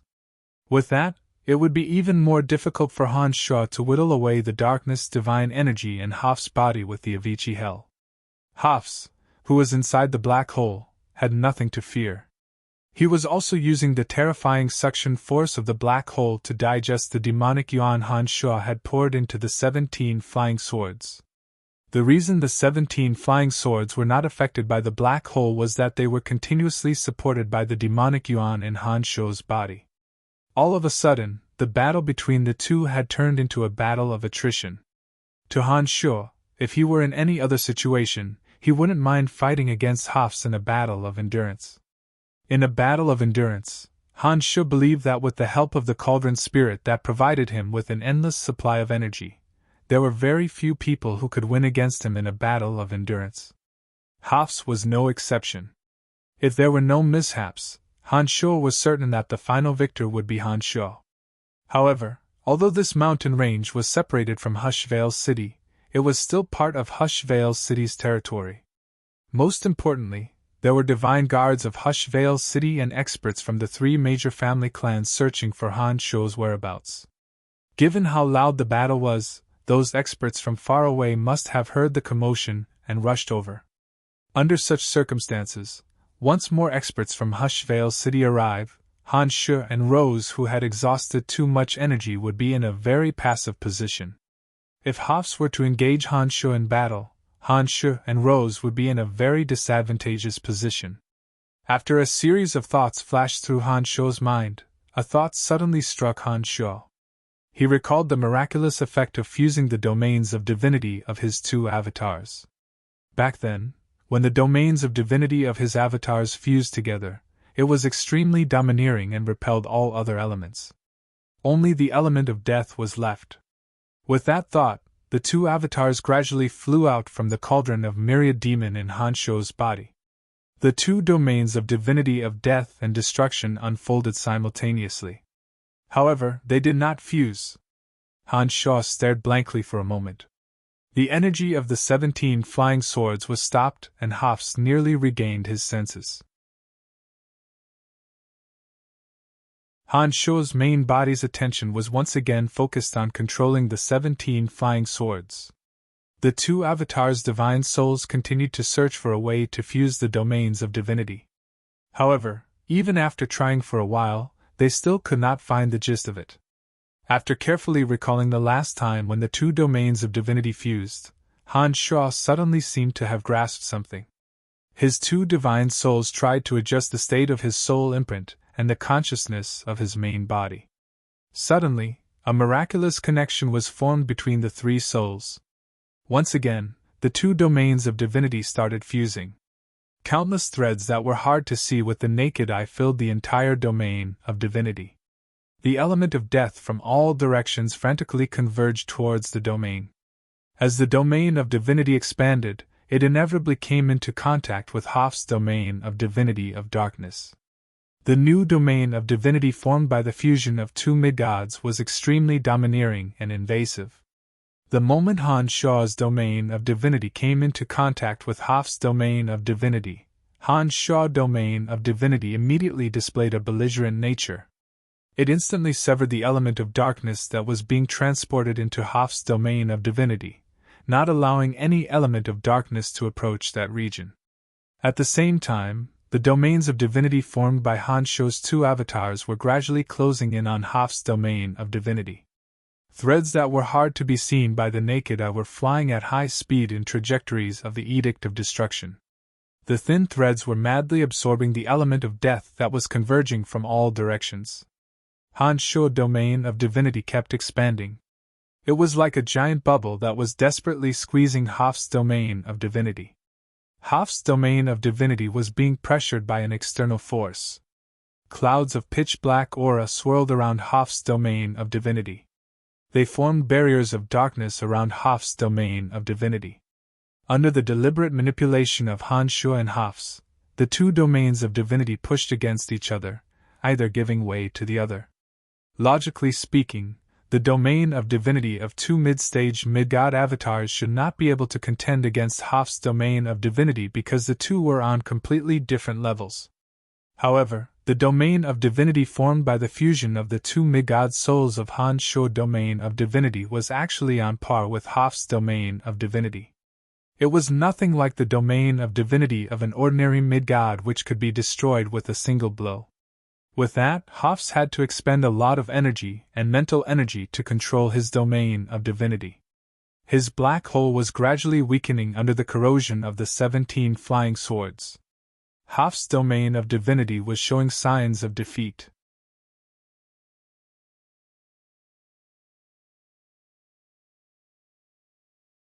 Chapter 773. Unlike Han Shuo, Hoff's did not have two avatars and he did not have Cauldron Spirit's energy to borrow. Therefore, he could not fight the black hole and domain of divinity at the same time.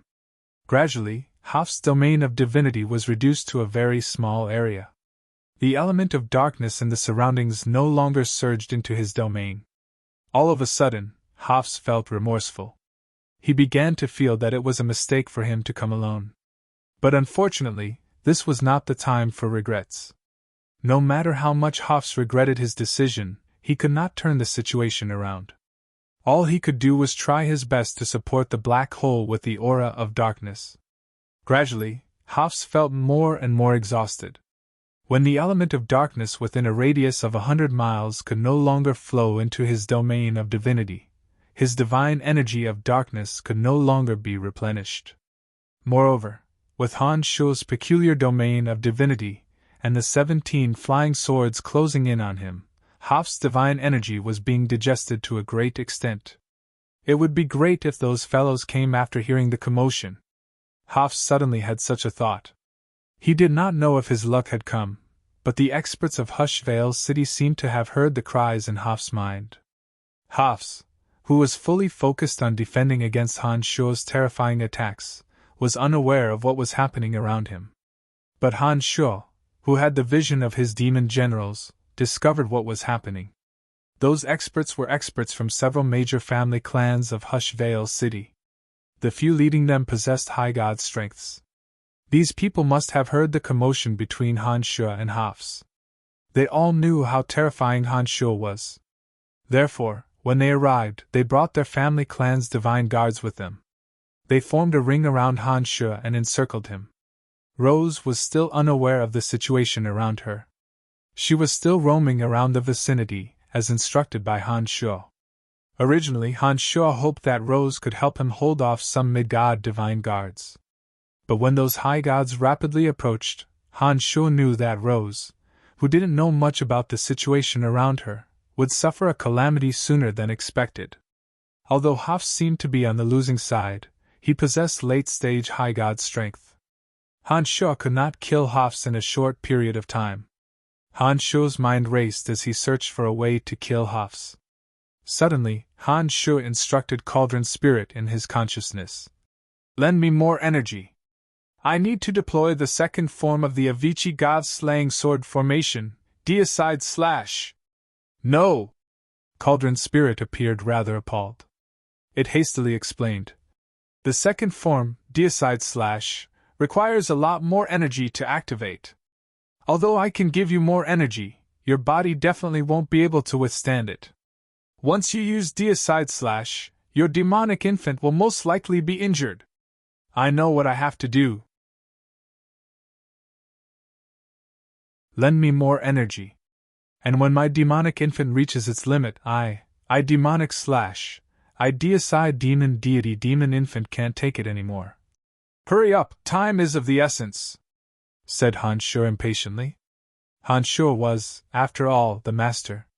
Under Han Shuo's insistence, Cauldron Spirit had no choice but to channel more energy into Han Shuo's body. In an instant, Han Shuo's eyes turned as red as blood. As more Cauldron Spirit's energy poured into his body, Han Shuo's demonic body was torn apart. The veins on his neck bulged as though they would explode at any moment. The energy that was 5 times more intense than before filled his demonic body. Pain that was 5 times more intense assaulted his entire body. Han Shuo found the pain to be unbearable. His eyes turned red and blood flowed from the corner of his mouth. Suddenly, he roared at the sky like a ferocious beast. His deafening roar swept across all directions. Ferocious demonic yuan frantically surged into the 17 flying swords. The 17 flying swords that formed the Vici Hell suddenly shone brightly with dark radiance. Like 17 enraged dragons, the 17 flying swords slashed at Hoffs from 17 different directions, leaving long streaks of dark radiance behind them. The dark radiance of the 17 flying swords converged. Every time the 17 flying swords converged, the killing intent of the 17 flying swords grew denser. When the dark radiance from the 17 flying swords formed a gigantic pillar, the 17 flying swords finally hacked at the black hole formed by Hoffs from all directions. Earth-shattering killing intent surged out from the black hole. All of a sudden, an aura of destruction erupted. The 17 flying swords seemed to have fused into one. The thick pillar of dark radiance formed by the 17 flying swords fiercely bombarded the black hole. A deafening explosion suddenly sounded. Hoffs let out a miserable howl after the explosion. The deicide slash had destroyed all the aura of darkness in the black hole. The power of the 17 flying swords had merely slowed down for a moment before they continued on with unstoppable momentum. They blasted Hoffs and his black spear deep into the ground. Hoffs' right arm that was holding the black spear suddenly exploded into smithereens. Hoffs was buried deep into the ground after his right arm exploded. However, the black spear in his hand suddenly exploded into pieces of black iron sheet. It was unknown what material the black spear was made of, but after it exploded, it formed a powerful boundary of darkness that blocked Han Shuo's deicide slash. Cauldron Spirit's energy receded from Han Shuo's body like tidewater. Han Shuo vomited a mouthful of blood. At the next moment, Han Shuo realized that he could not fully unleash the deicide slash as his demonic infant had been injured. Cauldron Spirit knew that Han Shuo's demonic infant was injured.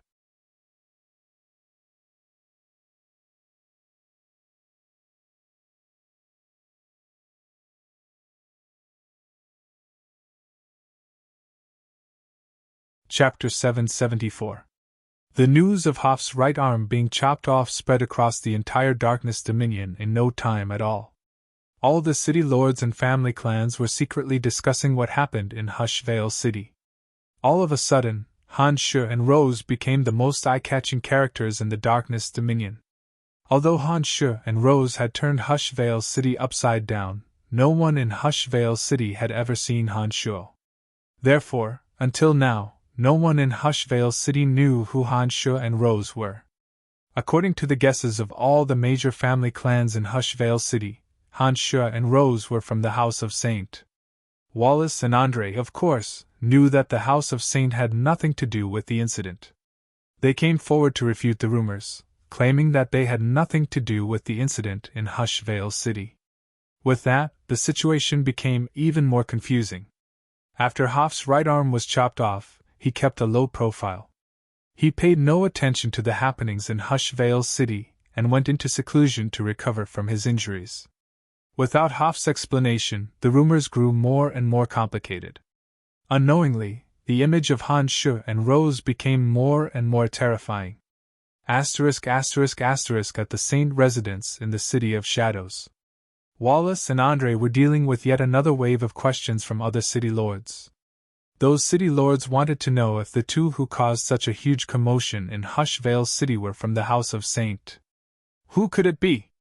Wallace put on a dark face and said, "Although Hoffs is the weakest of the 7 city lords, he still possesses late-stage high god strength. Who would have thought that one of his arms would be severed in the territory of Hushvale City? How unbelievable! Why would he kill Avery and Hassling? What enmity do they have with him?" Andre was also full of doubts. "No matter what, the deaths of Avery and Hassling are beneficial to us. It's no wonder that everyone suspects our family clan to be the culprit." Wallace laughed involuntarily and continued, "Although I can defeat Hoffs in a one-on-one fight, I don't have the confidence that I can escape from so many experts of Hushvale City and even kill so many Hushvale City Divine Guards. That fella is too amazing. Big brother, could it be Brian?" Andre bunched his brows and said, "In the City of Shadows, Other than our family clan, only Brian, Avery, and Hasling have a grudge against each other. Brian is an expert in concealment, and has outstanding means of escaping. But recently, Brian has disappeared mysteriously. Could it be him? Impossible! Wallace smiled and shook his head. He glanced at Andre and said, "That kid's strength isn't bad, but it's not that bad, right?" "Impossible! Impossible! How could he cut off Hoff's right arm?" "I know Hoff's strength very well." "That's not necessarily true," Andre said with a straight face. "We still haven't figured out Brian's true strength." As the daughter of the goddess of destiny, Andrina was able to sense her hidden strength. But if Brian hadn't attacked in the banquet hall, who would have known that he was so terrifying? Andre took a deep breath and asked in a deep voice, "Big brother, if it really is Brian, what should we do?" Wallace kept silent for a moment before he replied, "If it really is Brian, that would be even better." "But what about Hushvale City?" asked Andre hesitantly. "Hoffs has been injured and Hushvale City has lost too much strength. Why would I be afraid of him?" Wallace coldly groaned and said, "I haven't even settled the score with Hushvale City for hiding Avery. How dare he provoke us?" After taking a short pause, Wallace let out a soft chuckle and continued, "If it really is Brian, there shouldn't be too many problems.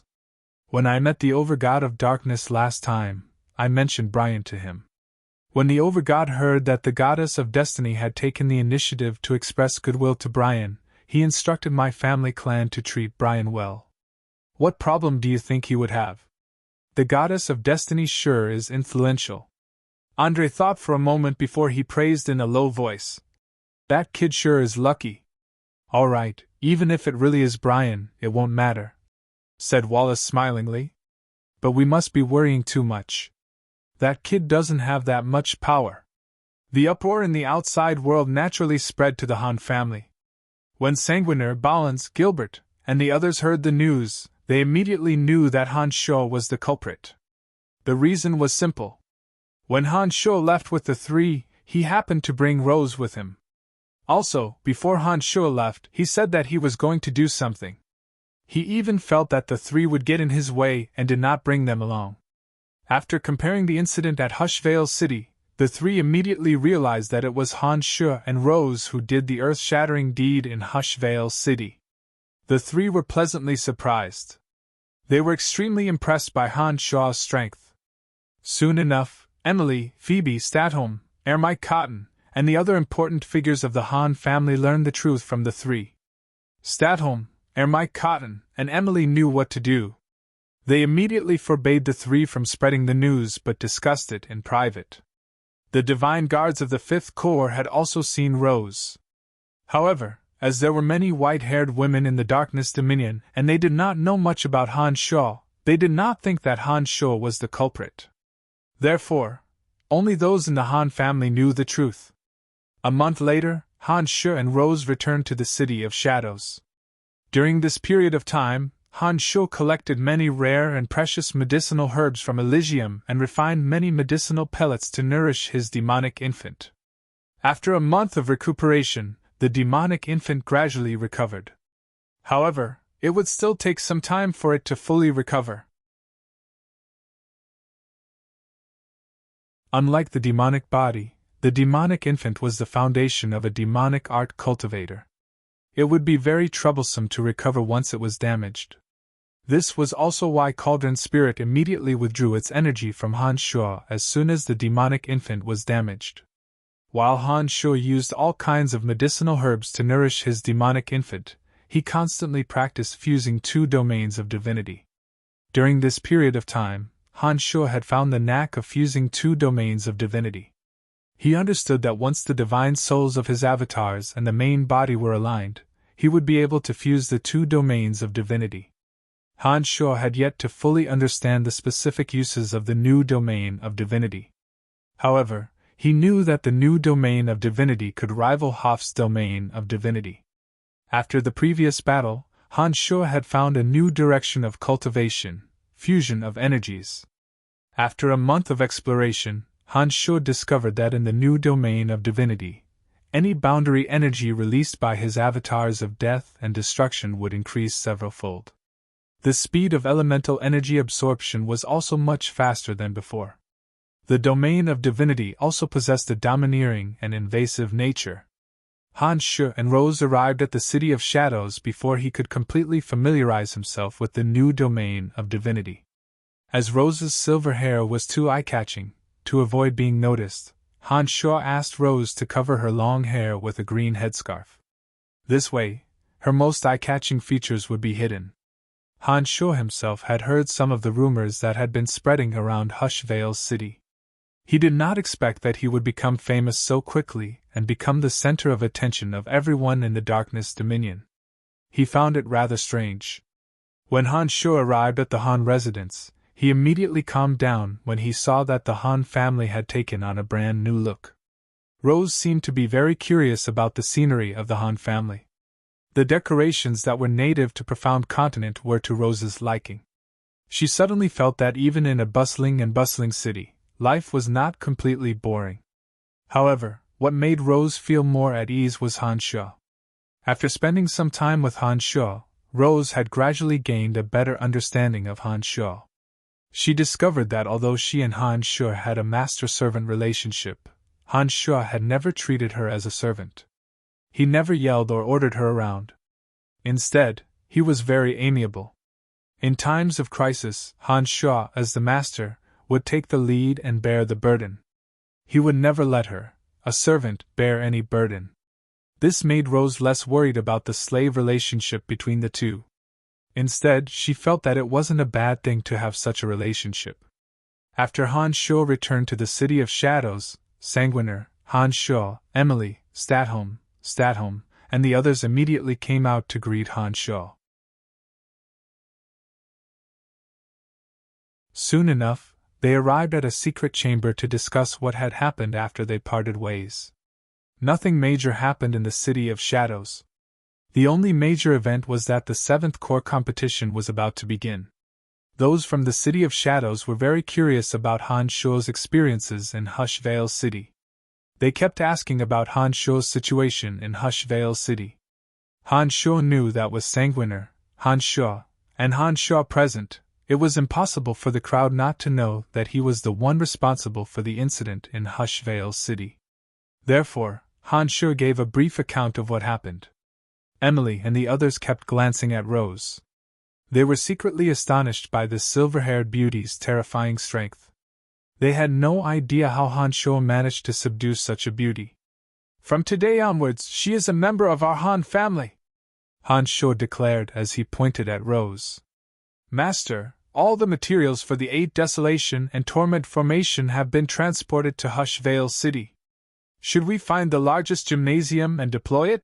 asked Gilbert. Upon hearing Gilbert's words, Emily, Statholm, and the others displayed great interest. The divine guards of the 5th Corps and Sanguiner, Han Shuo, had informed them of the 8 Desolation and Torment formation. They were all prepared to enter and temper themselves in it. Most of the divine guards who entered the 8 Desolation and Torment formation had more or less improved their strengths. Every one of these divine guards from Profound Continent had decent aptitudes. After undergoing the tempering of the 8 Desolation and Torment formation, they would surely gain a deeper understanding of the formation and improve their foundations. "All right, let's reconstruct the 8 Desolation and Torment formation in the Han family. This time, the power of the formation will be even greater. If Sanguiner and the other 2 are interested, I can let them have a taste of the attack of a high god soul." After obtaining so many divine souls from Hush Vale City, including a few high god divine souls, the 8 Desolation and Torment formation would become even more powerful. Naturally, it would also be more effective in tempering the 8 Desolation and Torment formation.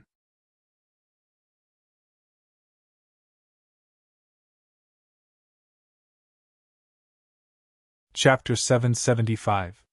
It took Han Shuo 5 days to reassemble the 8 Desolation and Torment formation. Han Shuo deployed the 8 Desolation and Torment formation under the largest training ground in the Han residence. He deployed nearly 9 layers of boundaries around it. 6 energy towers were specifically used to provide energy for the 9 layers of boundaries, concealing the soaring killing intent that overflowed from the 8 desolation and torment formation. The Han family was the only ones who knew about the formation. Most outsiders would not be able to enter the training ground without permission. Even if they did enter the training ground, without the guidance of the Han family, they would not be able to find the entrance to the formation. As soon as the 8 desolation and torment formation was completed, those who came from profound continent impatiently entered it. Even Sanguiner and the other 2 were encouraged by Han Shuo to enter the formation to temper themselves. When the new 8 desolation and torment formation was under the control of Cauldron Spirit, it opened up many small dimensions. Each of the dimensions contained a different power.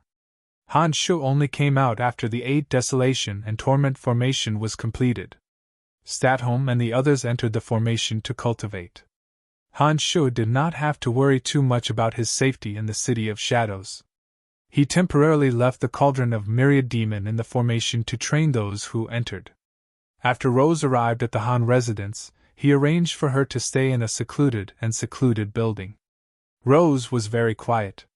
She shut herself in the room and didn't come out.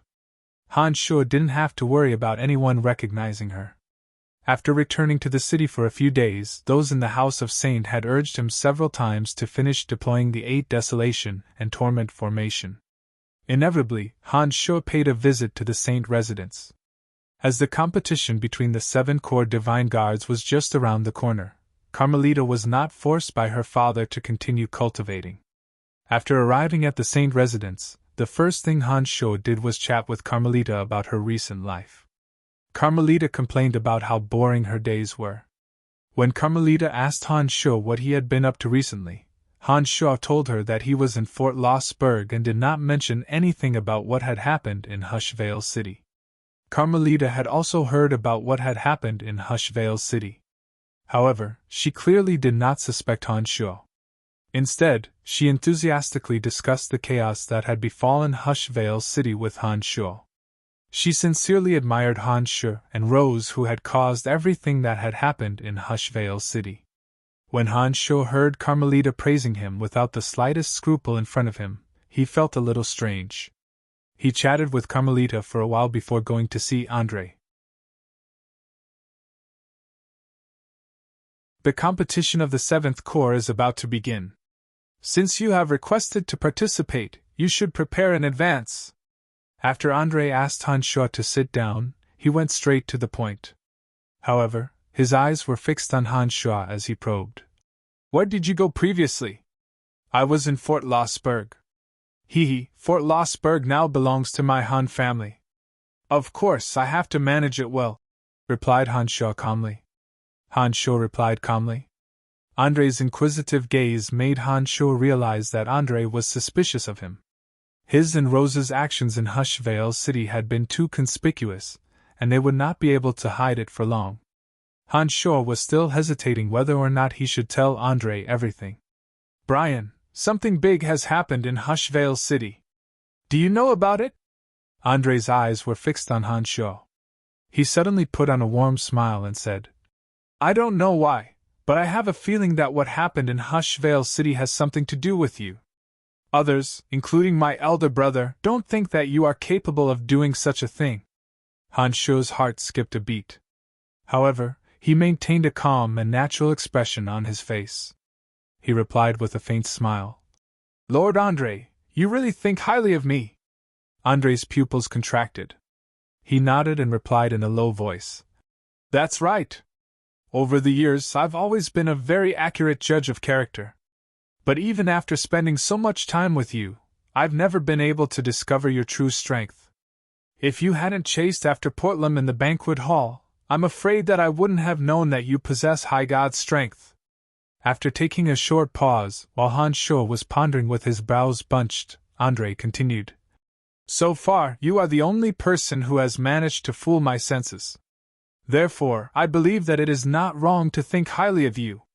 After keeping silent for a few seconds, Andre looked deeply into Han Shuo's eyes and softly asked, Brian, can you tell me the truth? Were you behind the incident in Hushvale City? If you were the culprit, our City of Shadows must take precautions against the possible consequences. Han Shaw looked at Andre in a daze.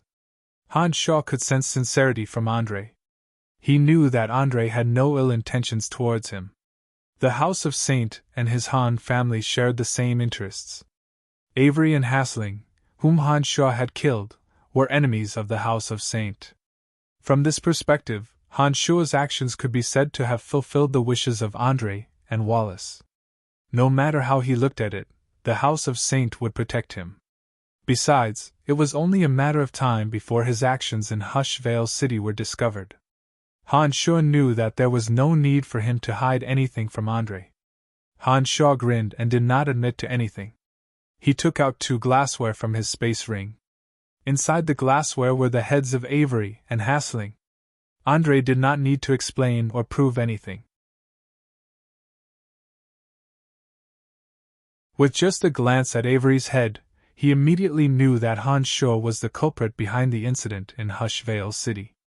Although he was somewhat mentally prepared, he was still shocked when Han Shaw took out Avery and Hasling's heads.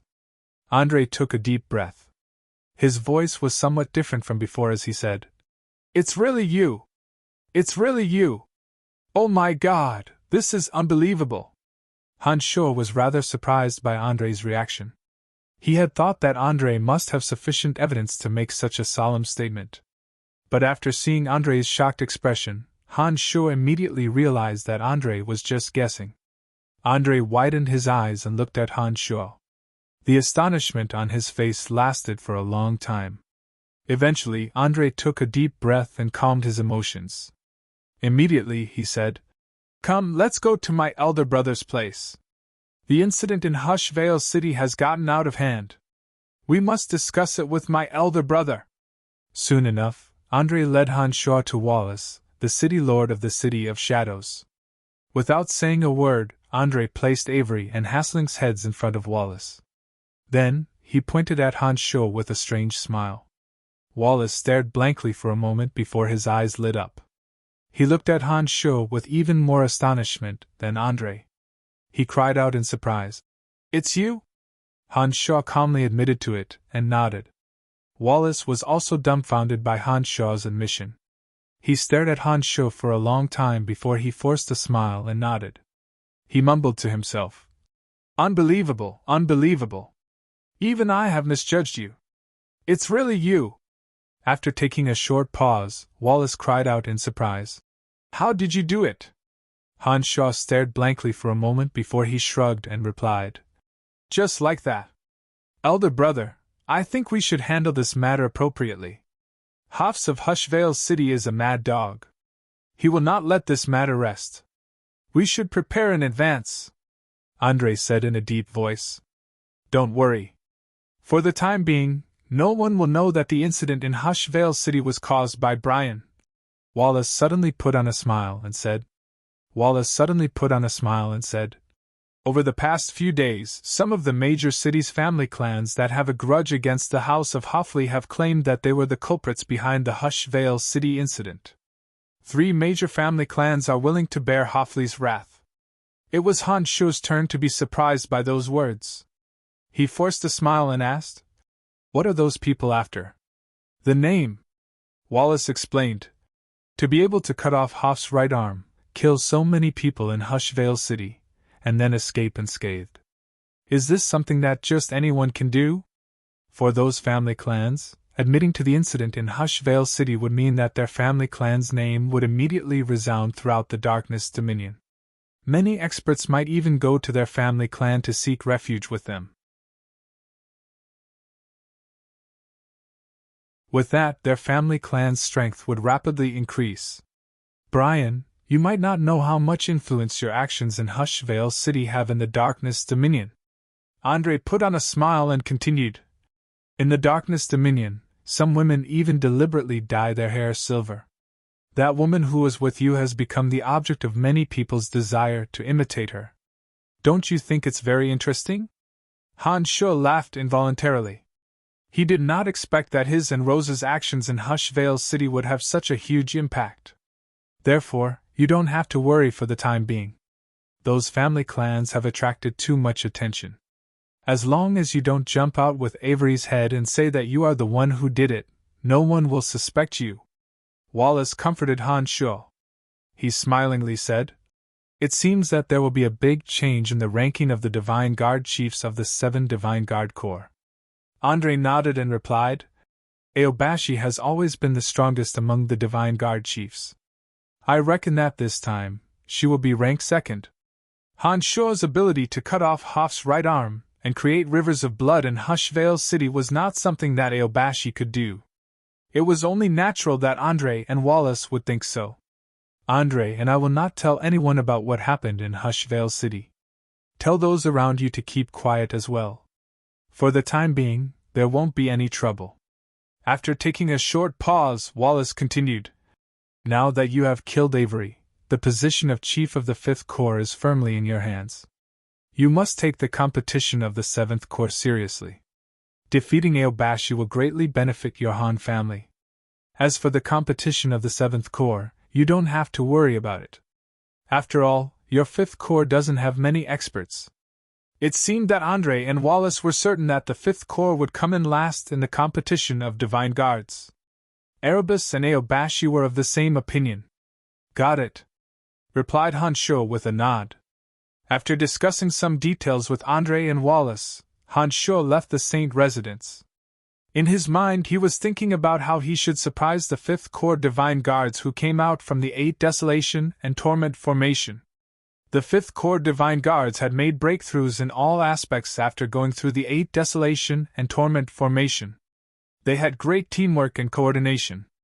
In a team battle, they would be the most terrifying team.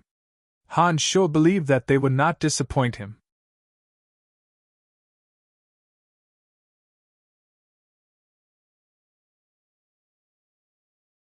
Chapter 776. In the Gymnasium of the Han family. The 2 avatars of death and destruction unleashed their domains of divinity. The 3 souls reached an agreement, and the 2 domains of divinity quietly fused together. Strange changes gradually took place in the gymnasium. The gymnasium was protected by the energy towers, isolating the elemental energies from all directions. Under normal circumstances, even if the 2 avatars of divinity released their domains of divinity, the elemental energies would not be able to pass through the barrier and enter the gymnasium. However, when the domains of divinity of Han Sho's 2 avatars fused together, the barrier towers on the walls of the gymnasium began to make popping sounds. The elemental energies of death in the surroundings seemed to be strongly tempted, desperately trying to break through the energy barrier and enter the gymnasium. The 3 avatars of Han Sho stood side by side in the gymnasium. The 2 avatars of death and destruction were using their divine souls to carefully sense the changes taking place in the gymnasium's domains of divinity. Strands of faith filled the domains of divinity, spinning rapidly in the trajectory of the Edict of Destruction. With a thought, the destruction divine energy in Han Sho's body condensed into an orb of destruction. In the new domain of divinity, the speed at which the orb of destruction was condensed increased by several times. As soon as the orb of destruction was formed, it automatically flew in a special trajectory in the domain of divinity. The trajectory was the same as the strands of faith in the domain of divinity. One after another, the orbs of destruction took shape under the control of the avatars of destruction. Each of the orbs of destruction shone with a dark luster. The destruction divine energy within the orbs of destruction crackled like lightning, filling the orbs of destruction with a terrifying power of destruction. In the new domain of divinity, the orbs of destruction moved in a special trajectory, causing Han Sho to lose control of the orbs of destruction. Everything seemed to be under the control of the new domain of divinity. This surprised Han Sho greatly. The orbs of destruction flew everywhere in the new domain of divinity. Strands of faith that were hard to see with the naked eye were entangled on the surface of the orbs of destruction. The fist-sized orbs of destruction gradually grew larger, and the destruction divine energy within them grew stronger and stronger. After breaking free from Han Sho's control, the orbs of destruction became much more powerful in the new domain of divinity. As the orbs of destruction rotated rapidly in the domain of divinity, Han Shuo's domain of divinity became even more chaotic. Right at this moment, a beautiful and tall figure walked over from outside the training grounds. As soon as the newcomer entered the gymnasium, the energy in the new domain of divinity formed by the two avatars seemed to have found a vent. It suddenly swarmed toward the newcomer. The orbs of destruction that were spinning in the domain of divinity were also filled with destructive energy. They collided with the newcomer in a special trajectory of the Edict of Destruction. A series of crackling noises sounded from that area. That beautiful silhouette reacted to the attacks launched by Han Shuo's domain of divinity, as though she was facing a formidable foe. She retreated in a very sorry state. With a single thought, the tacit understanding between the three souls disappeared, and the new domain of divinity that had fused together vanished without a trace. The moment the new domain of divinity disappeared, Han Shuo regained control over the orbs of destruction. One by one, they flew back into Han Shuo's palm and disappeared without a trace. This side of the domain of divinity disappeared without a trace, only then did that beautiful figure re-enter from outside. Looking at Han Shuo in surprise, Rose asked curiously, "What happened this time?" "Nothing," replied Han Shuo with his brows bunched. He seemed to be deep in thought. As the competition between the 7 divine guards of the City of Shadows was just around the corner, Han Shuo had been staying at the Han family for a period of time. Due to the appearance of the 8 Desolation and Torment formation, Emily and the others from Profound Continent had entered it to cultivate. Meanwhile, Han Shuo continued to treat the injuries of his demonic infant, while secretly studying the miraculous effects of fusing 2 domains of divinity. Back when he fought Hoffs in Hushvale City, Han Shuo was greatly astonished by the bizarre and miraculous effects of fusing 2 domains of divinity. Since then, he had been constantly releasing new domains of divinity in an attempt to figure out just what miraculous effects they had. After returning to the City of Shadows, with nothing better to do, Han Shuo asked Rose to be his sparring partner. Rose was extremely astonished by the existence of Han Shuo's 2 avatars. The fusion of the 2 avatars' domains of divinity made Rose turn pale with fright. Rose had never heard of such a thing and therefore, she displayed great interest in studying the new domain of divinity with Han Shuo. She wanted to figure out the differences between the new domain of divinity and those of a single element. "Your domain of divinity is extremely exclusive. Other than yourself, anyone who comes close to your domain of divinity will be affected and attacked by it. This is very overbearing. Can you control it?" asked Rose worriedly after thinking for a moment. This was indeed a big problem. After experimenting for a long time, Han Shuo discovered that he could not control the new domain of divinity very well for the time being.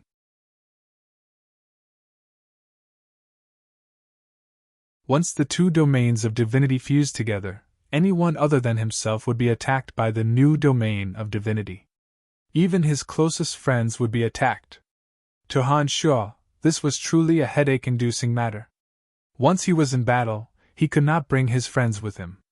Otherwise, his friends would be the first to suffer the indiscriminate attacks of his domain of divinity. It was extremely dangerous to be in such an uncontrollable situation. For example, some of his weaker friends like Emily and Lisa could be gravely injured or even killed in his domain of divinity. This was obviously not something Han Shuo wished to see. Han Shuo, who was pondering with his brows bunched, forced a smile and shook his head. He said, "I don't know what's going on. Sai, I'm still looking for a way to control it. I believe that sooner or later, I will find a solution." After a short pause, Han Shuo put on a delighted expression and said, "The orb of destruction can spin and move according to the edict of destruction within the new domain of divinity. The power of the orb of destruction will be greatly enhanced within the new domain of divinity. It seems that the new domain of divinity not only enhances the boundaries of my 2 elements, but it is also effective against some ordinary attacks." "Really? That's great!" cried Rose in pleasant surprise. Then, she exclaimed in admiration, "Currently, your 2 avatars are only mid-gods. The new domain of divinity after fusing is already so frightening. Once your two avatars make a breakthrough and you truly master the application method of the new domain of divinity, I believe that your strength will be even more enhanced. This is just too incredible. Han Shu nodded smilingly and said, Therefore, I must master the application method of the new domain of divinity as soon as possible. As the competition between the 7 core divine guards was just around the corner, Han Shu and Rose discussed the characteristics of the new domain of divinity for a while before they left the gymnasium. However, Rose did not leave the gymnasium. She stayed in the gymnasium and cultivated by herself. She was very happy that only she and Han Shu could use the gymnasium.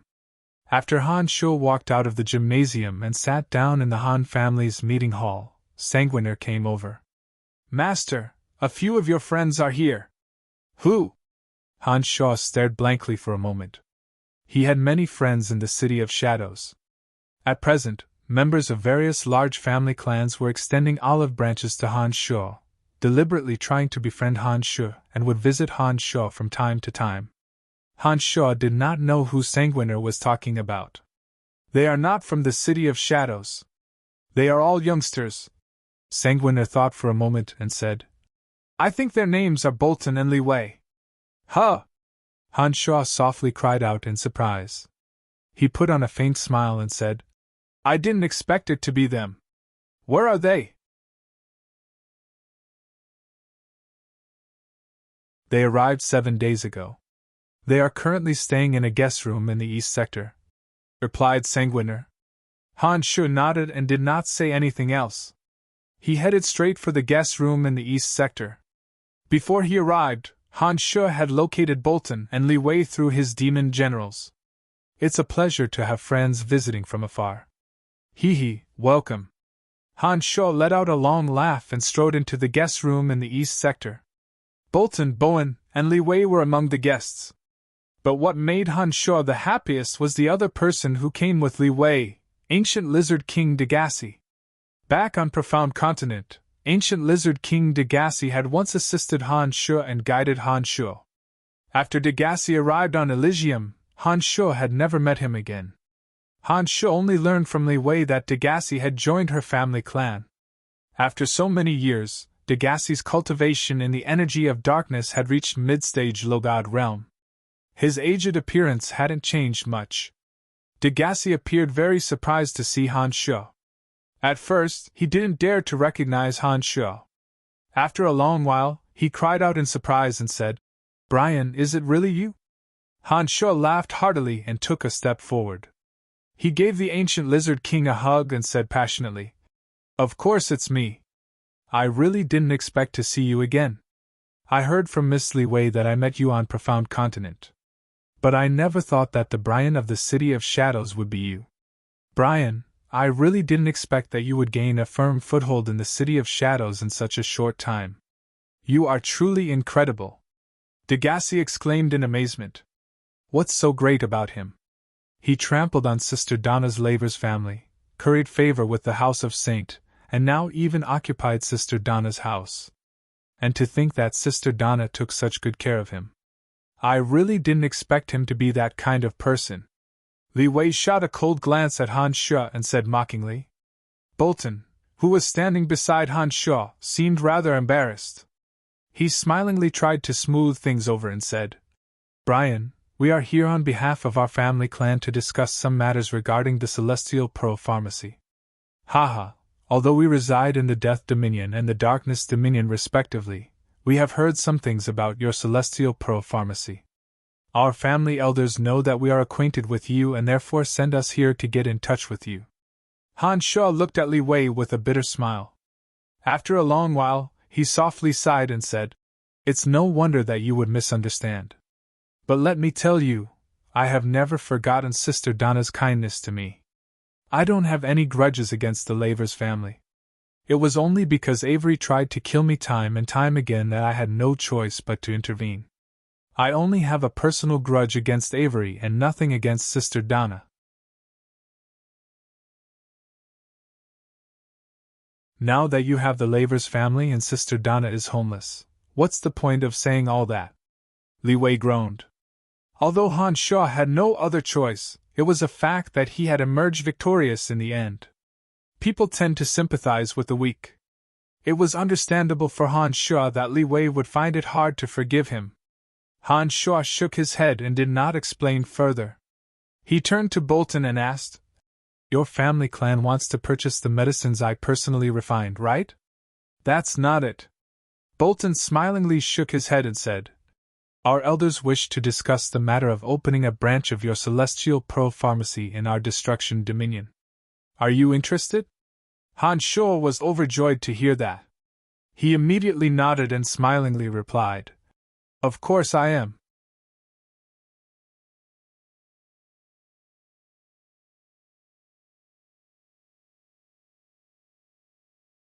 Chapter 777. For a major family clan to develop rapidly, they had to rely heavily on crystal coins. Now that the Han family had more and more members, every member's cultivation and growth would be accompanied by a large consumption of crystal coins. The income of the Celestial Pro-Pharmacy from the City of Shadows seemed to be able to support their growth. However, as the number of members of the Han family gradually increased, the Han family would need a large amount of crystal coins to recruit new divine guards. When that time came, the Han family would be strapped for cash. In order to relieve Han Shuo of this worry, Phoebe and Emily had been discussing how to expand the Celestial Pro-Pharmacy's influence to the other cities of the Darkness Dominion. Han Shuo did not hesitate to travel thousands of miles to Hushvale City to kill Hassling in order to eliminate the God Swamp Pharmacy's influence in the Darkness Dominion. Suddenly, two family clans from the Death and Destruction Dominions extended an olive branch to him.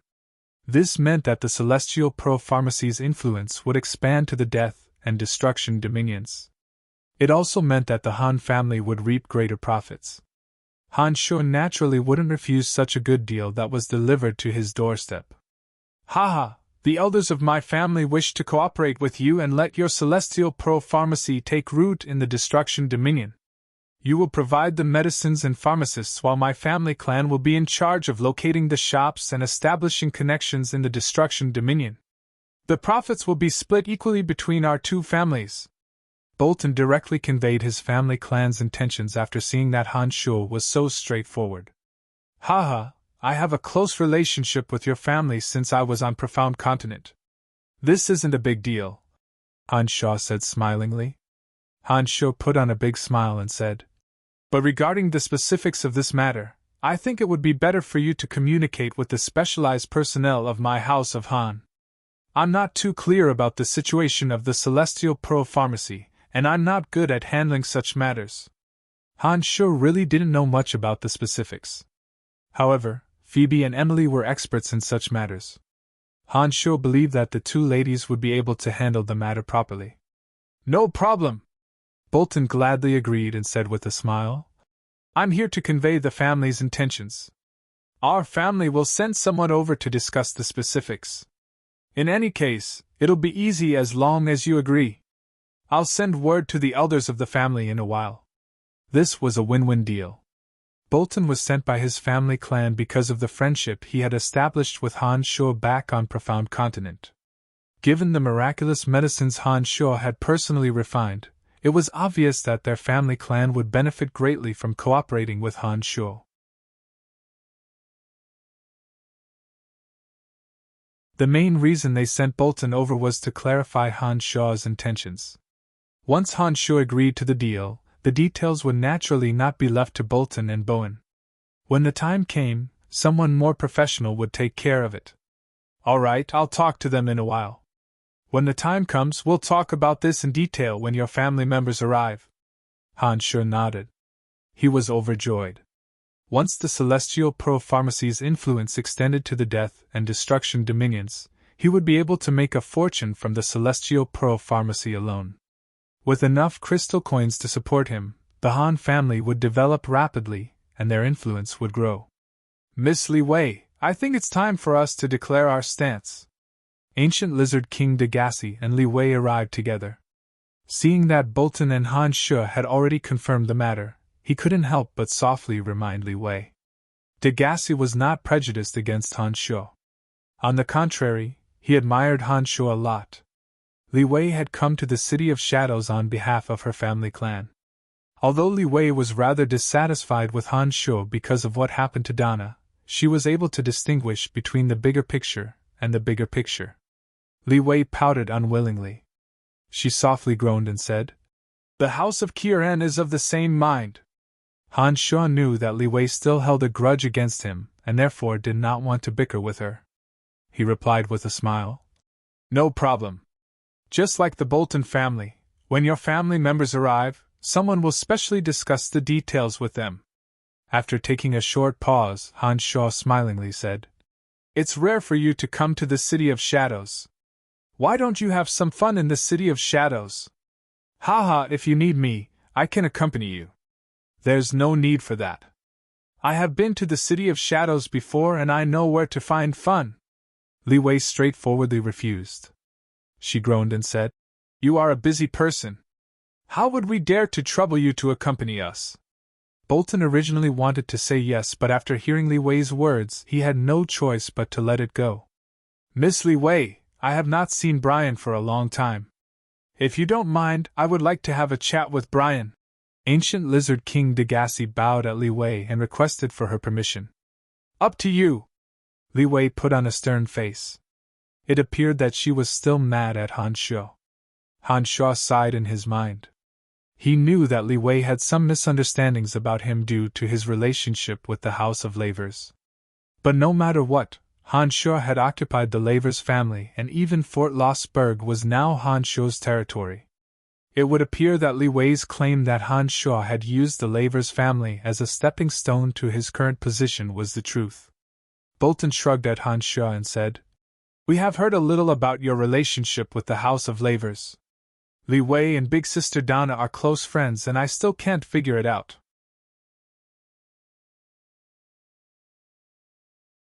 Please don't take it to heart.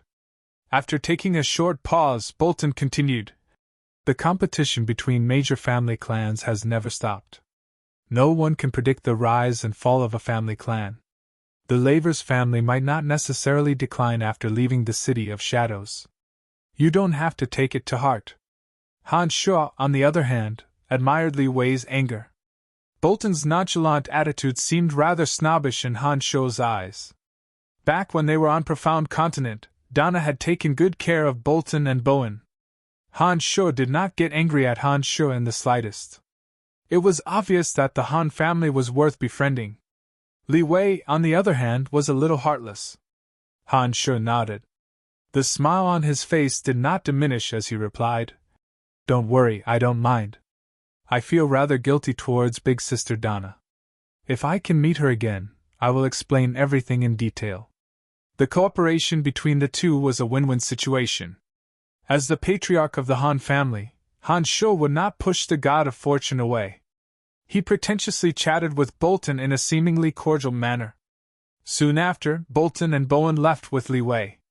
When Degassi was the only one left, he immediately asked Han Shuo about the situation on Profound Continent, especially the lizard men living in the underground world. "Don't worry, your descendants are living very well in the underground world. Come, I will bring you to meet someone," said Han Shuo smilingly. "Who?" Degassi was puzzled.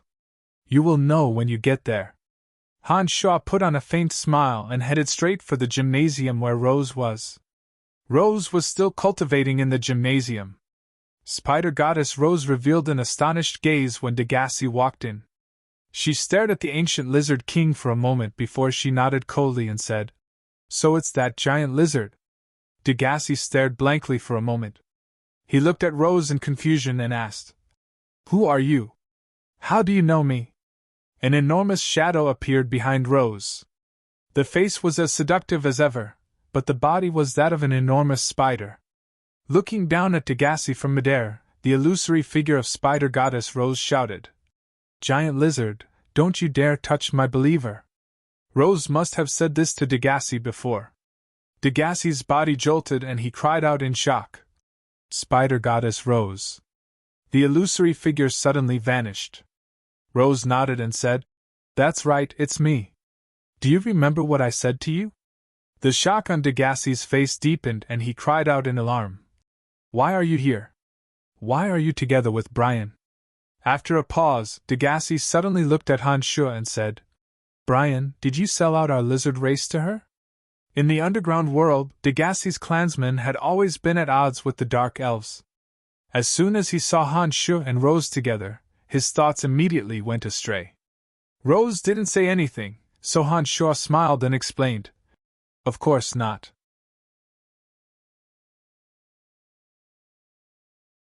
The Dark Elves and your clansmen are now living in harmony. Rose is now a member of my Han family. How could I let the Dark Elves bully and humiliate your clansmen? It's just that I know you and Rose are close, so I let the two of you meet. Han Shu glanced back at Rose and said with a smile, You imprisoned her for so long, you should apologize to her. Back when the ancient lizard king Degassi was sealed, it was Spider Goddess Rose who freed him. At the cost of hundreds of Dark Elves' lives, she descended upon Profound Continent for a short period of time.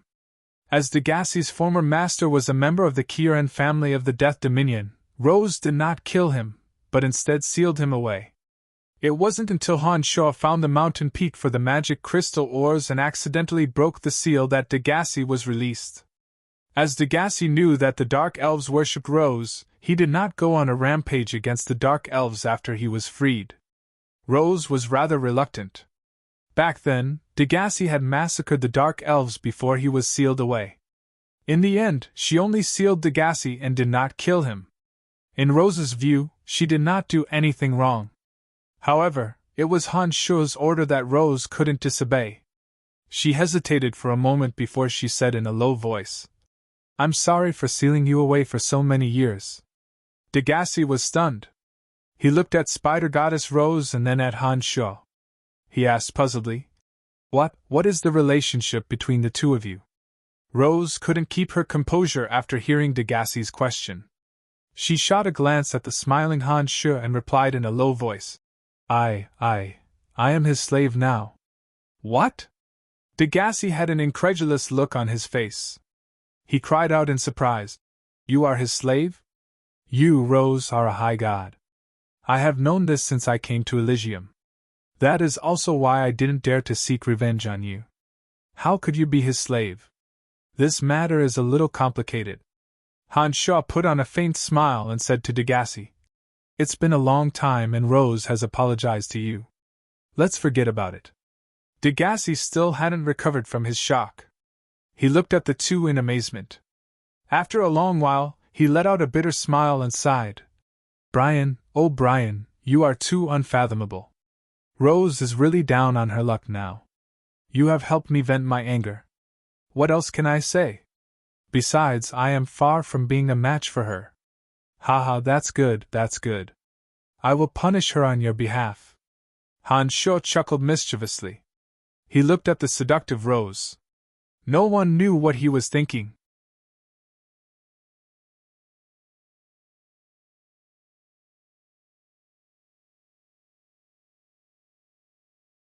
Chapter 778. For the next few days, Han Shu spent time with Degassi. The two talked about many things that happened on Profound Continent. Much to Han Shu's surprise, Fire Elite Zombie's fake mother, the Emperor of the Flames, was an old acquaintance of the ancient lizard king Degassi.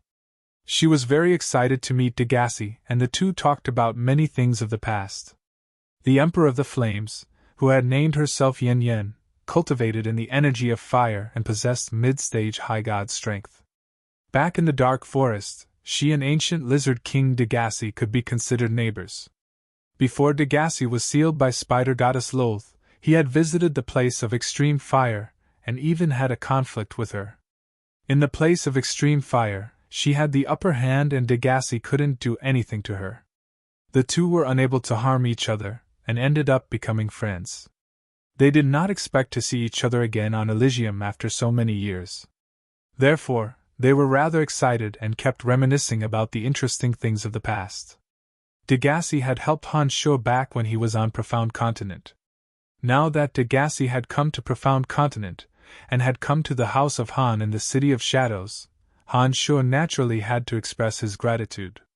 Degassi had been living a good life in the Liyue family, and he should have no shortage of divine weapons or divine armors. After thinking for a moment, Han Shuo took out some medicinal pellets he personally refined and gifted them to Degassi.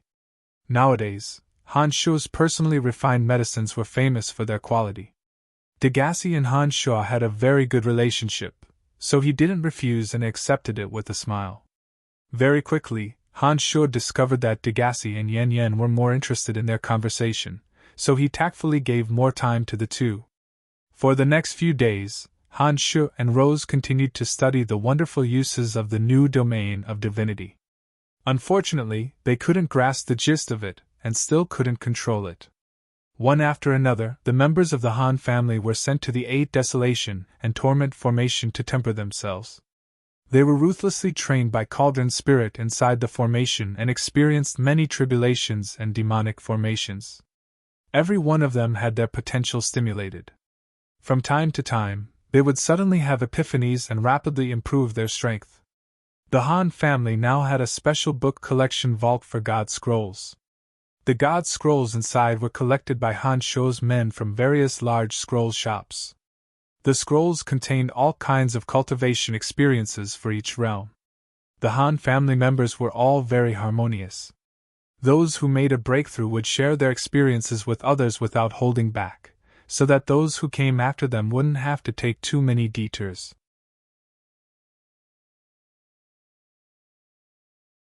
Unbeknownst to them, the strength of the Han family members from Profound Continent had once again improved by leaps and bounds. Seeing that the competition between the 7 core divine guards was about to begin, Han Shuo stopped his discussion with Rose about the domain of divinity in the Han family. He led Sanguiner, Balance, and Gilbert to the 5th core. The 5th core that had been reorganized by Han Shuo was noticeably quieter and more orderly than before. The divine guards at the entrance stood ramrod straight. Their faces were calm and grave.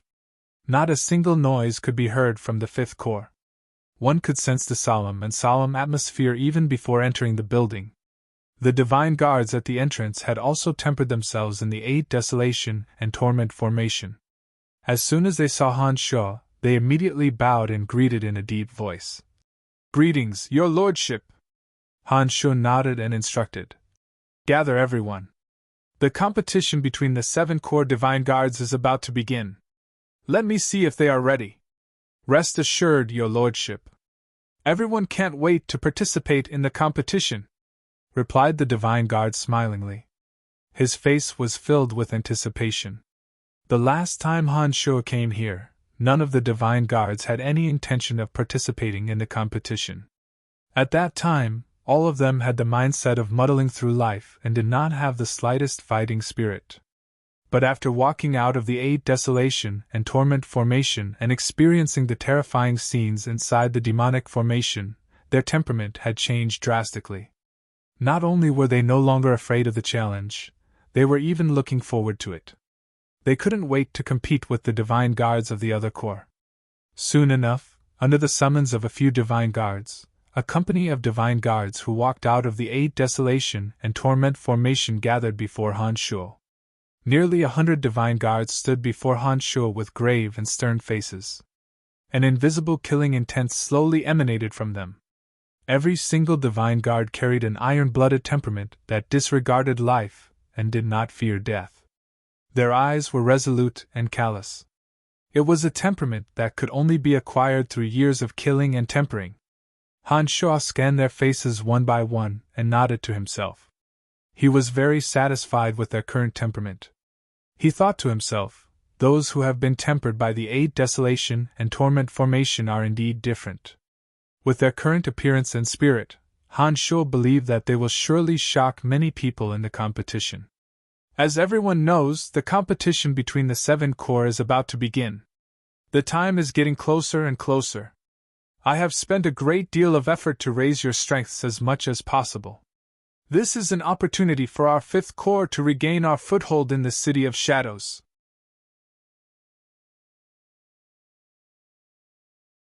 I hope that you will not disappoint me, said Han Shuo in a deep voice. Rest assured, my lord. The 5th corps is no longer the 5th corps that indulges in drunkenness all day long. I believe that our 5th corps will obtain a good ranking in the competition between the 7 corps. Barnard said to Han Sho in a low and confident voice. The corners of Han Sho's mouth curved into a satisfied smile. He proudly said, "Since we are participating in the competition, we have only one goal: to win the first place." Under the astonished gazes of the Fifth Corps, Han Sho put on a mischievous smile and continued, "Don't be surprised. I believe that you will win the first place. This time, the ranking of the 7 Corps will change drastically. You will win the first place in the competition. I will defeat Aobashi and become the leader of the 7 Chiefs of Divine Guards in the City of Shadows. Our 5th Corps will, without a doubt, become the most powerful Divine Guard Corps in the City of Shadows." Although Han Sho's words were extremely arrogant, in the ears of the Divine Guards standing before him, they sounded heroic and confident. Each and every one of them worshipped true experts. When Han Sho said that he would defeat Aobashi, the leader of the Divine Guards, for some unknown reason, the passion in their hearts was suddenly ignited. They were all excited. "Rest assured, my lord. We will defeat the 2nd Corps. If my lord is confident that he can defeat Lord Aobashi, we are also confident that we will win the first place in the competition. Rest assured, my lord. In this competition between the Divine Guards of the City of Shadows, our 5th Corps will be the greatest victors." The Divine Guards declared in front of Han Sho one after another. It was obvious that their enthusiasm had been aroused and they were brimming with excitement for the upcoming competition. "Very well!" shouted Han Sho. "Trample them all. Our 5th Corps is the strongest. We are the strongest. We are the strongest. We are the strongest," shouted the Divine Guards one after another. Their faces were brimming with fighting spirit. For a period of time after that, Han Sho did not leave the 5th Corps. He spent all his time with the Divine Guards of the 5th Corps and mingled with them in the gymnasium. Sandwis, Gilbert, and Ballins, on the other hand, were fighting with the Divine Guards in the gymnasium. Han Sho did not participate in the fights himself. Instead, it was Sandwis, Gilbert, and Ballins who mingled with the Divine Guards and accepted their challenges. Sanguiner, Gilbert, and Ballins were already very powerful to begin with. After tempering themselves in the 8 Desolation and Torment formation, their strengths had increased tremendously. None of the Divine Guards who challenged the trio could win. They were all defeated by Sanguiner, Ballins, and Ballins.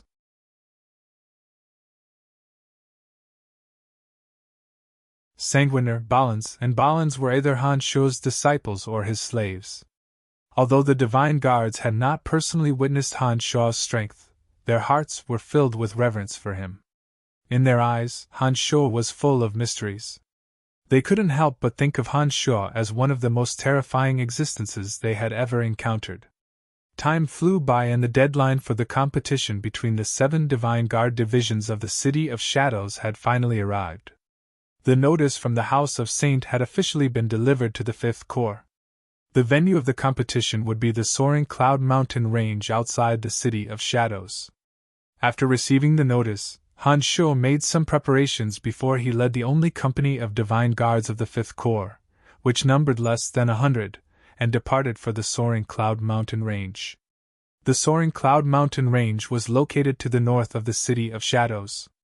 Han Sho had been to the soaring Cloud Mountain Range several times to collect medicinal ingredients, and was very familiar with the area.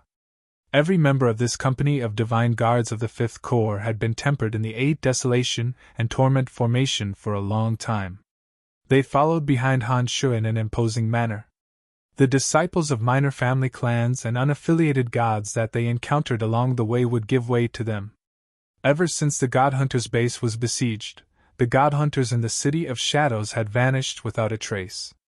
The gods who came and went had not encountered any God Hunters for a very long time. The mountain range that led to the City of Shadows had suddenly become safe. Han Sho had originally intended to use these Divine Guards to hunt down some God Hunters. However, after searching for a long time with his demon generals, Han Sho could not find any traces of God Hunters. Having failed to find any targets, Han Sho had no choice but to give up on the idea. He proceeded unhurriedly towards the soaring Cloud Mountain Range. Along the way, he asked Ballins to instruct the inexperienced Divine Guards on stealth and assassination techniques. Although Sanguiner and Gilbert had advanced by leaps and bounds in strength, they were still far behind Balans in certain special techniques. Under Han Shuo's instructions, the two humbly asked Balans for some hunting and pursuit techniques, and studied them along the way with the Divine Guards.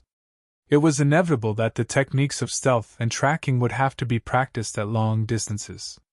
As it had been a long time since God Hunters had appeared around the City of Shadows, Han Shuo allowed them to train at a longer distance.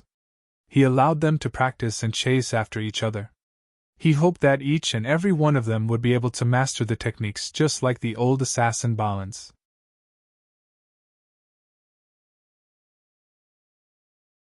One day, Han Shuo, who was pondering on how to control the domain of divinity with his eyes closed, suddenly saw Barnard walking towards him in a hurry. Barnard bowed to Han Shuo and reported, "My lord, it's been 5 days. 2 people have yet to return." Han Shuo had specified that no matter how the Divine Guards practiced stealth, assassination, and pursuit, they must report to the A Squad within 4 days to let him know that the Divine Guards were safe and sound. Barnard said that 2 people had not returned after 5 days. This meant that the 2 were either in trouble or had met with mishaps. "I understand." Han Shuo nodded and stood up from his meditation.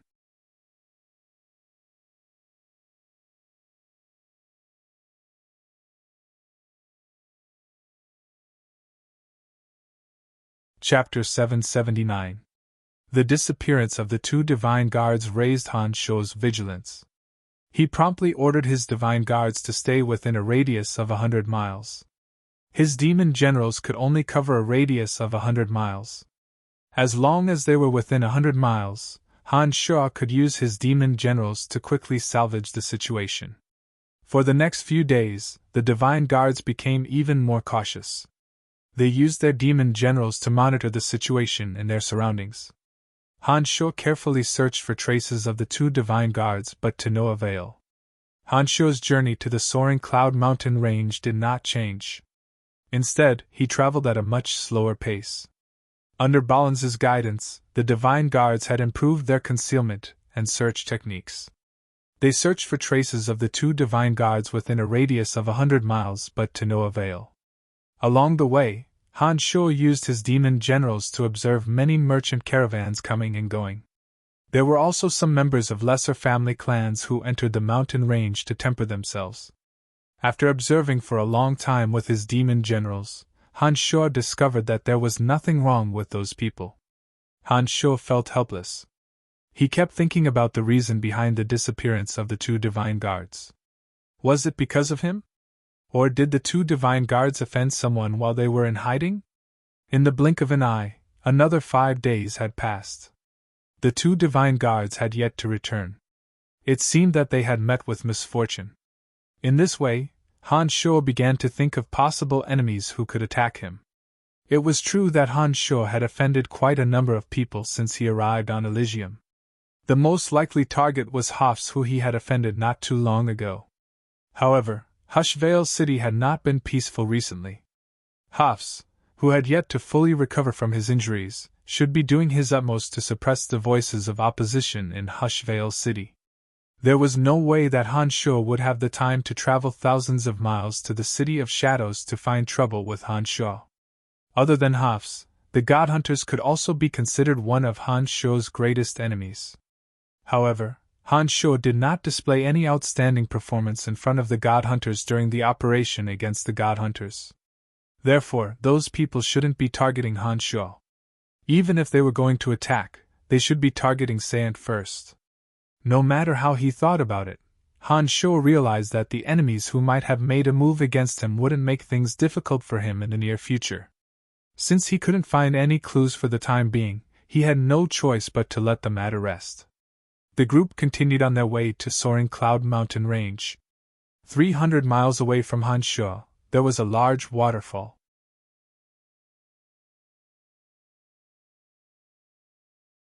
Crystal clear water poured down from above, falling into the huge deep pool below, splashing water droplets everywhere. In front of the deep pool, there were a few large rocks that were as smooth as jade after being washed by the water. There were a few gods with gloomy expressions on their faces. The patriarch of the House of Lavers, Field, stared at the restless Dolores with a dark face and shouted, "Who gave you permission to attack?" When the forces of the House of Lavers retreated from the City of Shadows, Dolores inevitably disappeared along with the House of Lavers. However, Dolores had never forgotten the deep-seated hatred he had for Han Shuo. "Patriarch, I just want to wear them down bit by bit." Dolores lowered his head after being reprimanded by Field. He appeared rather guilty. "Fool, you will only alert the enemy by doing so. That cunning youngster will be on his guard in advance," shouted Field in a deep voice. He lectured, "I have told you that our purpose in coming here is to avenge your second uncle. That youngster could even kill your second uncle, Avery. Your actions will only backfire." "Patriarch, I was wrong." Dolores hastily admitted his mistake when he saw that Field was furious. After taking a short pause, Dolores asked puzzledly, "Patriarch, was that youngster really responsible for the incident at Hushvale City? I have met him several times. He doesn't look that scary. If he couldn't even hide it from you, how could he possibly replace our family clan in the City of Shadows?" Field coldly groaned and reprimanded, "Donna knows him much better than you do." After Avery died, Donna learned about the situation at Hushvale City and immediately confirmed that Brian was the culprit. Donna had seen that peculiar life form back in that low-level material plane. There's no mistaking it. "Patriarch, why didn't you bring Sister Donna along?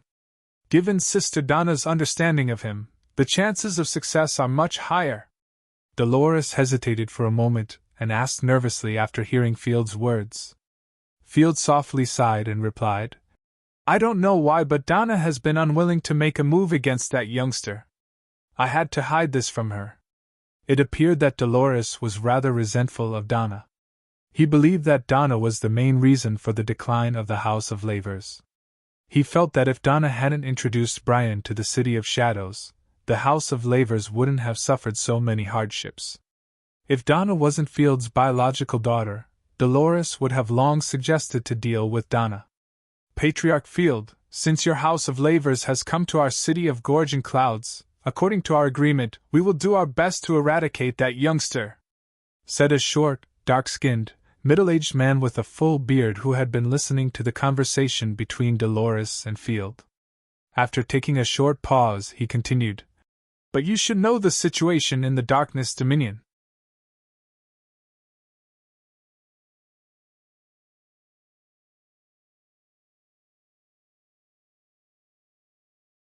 As long as we can kill that youngster, I will convince my daughter to marry your son willingly," said Field in a deep voice.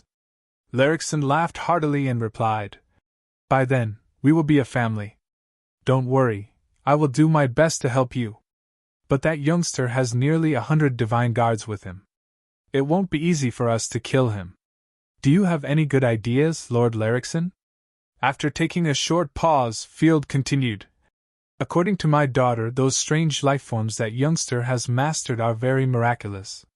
They seem to be able to turn invisible and act as his eyes and ears. His performance in Hushvale City proved that my daughter was right. This is going to be very troublesome. Don't worry.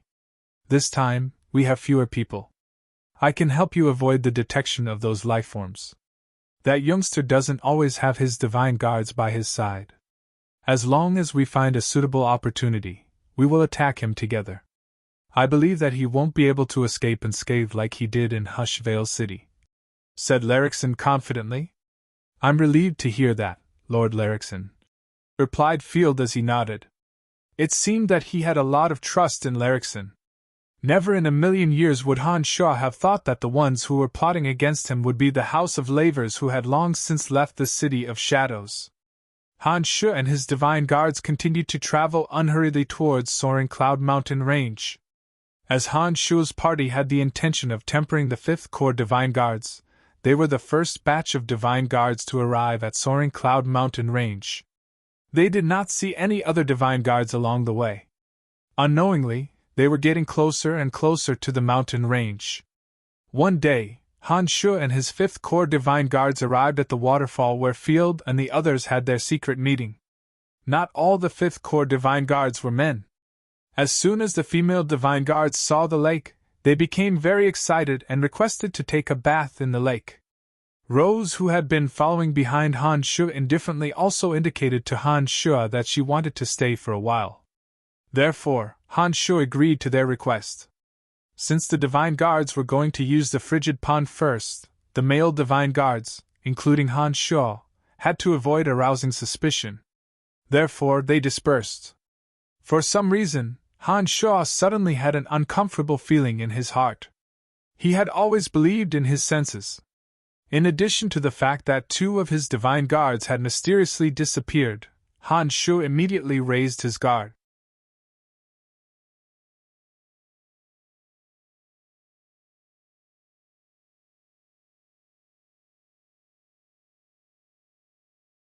Chapter 780. There were a few demon generals lurking around Han Shu the entire time. When the uncomfortable feeling rose in his heart, the demon generals immediately flew around him to investigate. However, they found nothing. The uncomfortable feeling did not disappear. This made Han Shu even more vigilant. The 17 flying swords were ready to be launched at any moment to deal with any sudden crisis. At this moment, Sanguiner, Balance, and Gilbert were listening to Balin's lecture on assassination techniques with the divine guards nearby. The closest divine guard to Han Shu was about 300 meters away. The situation was rather strange. The inexplicable sense of danger was still lingering in his heart.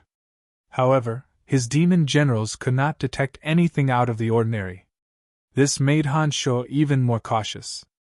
Although his heart was in turmoil, he maintained a calm and composed expression on his face. He sat silently on a rock with his head lowered as he pondered about something.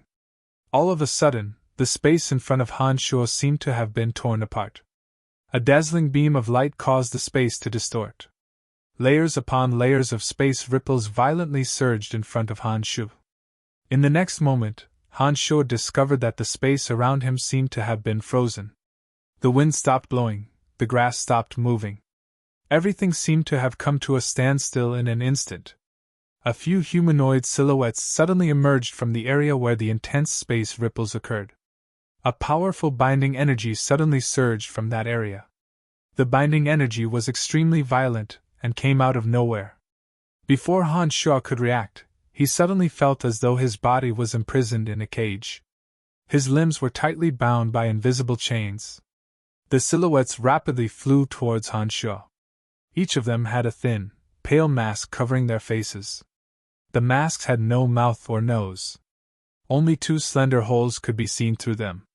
They appeared rather sinister and terrifying. There were 5 of them in total. All of them possessed high god strength. The one at the front cultivated in the Edict of Destruction. He was very short and wore a pair of jet-black gloves made of unknown materials. The gloves were covered with strange speckles and were surrounded by an astonishing aura of destruction. The 4 people at the back were slightly weaker. They were dressed the same as the shorty at the front. Their height was different, and the weapons in their hands were also different. However, they all looked extraordinary. The 5 people's eyes were equally cold, and their killing intent was firmly directed at Han Shu. Obviously, they wanted to kill Han Shu on the spot. The restraining force on his body was extremely strong. Han Shu's hands and feet were tightly bound. 5 different types of energy filled the restraining force.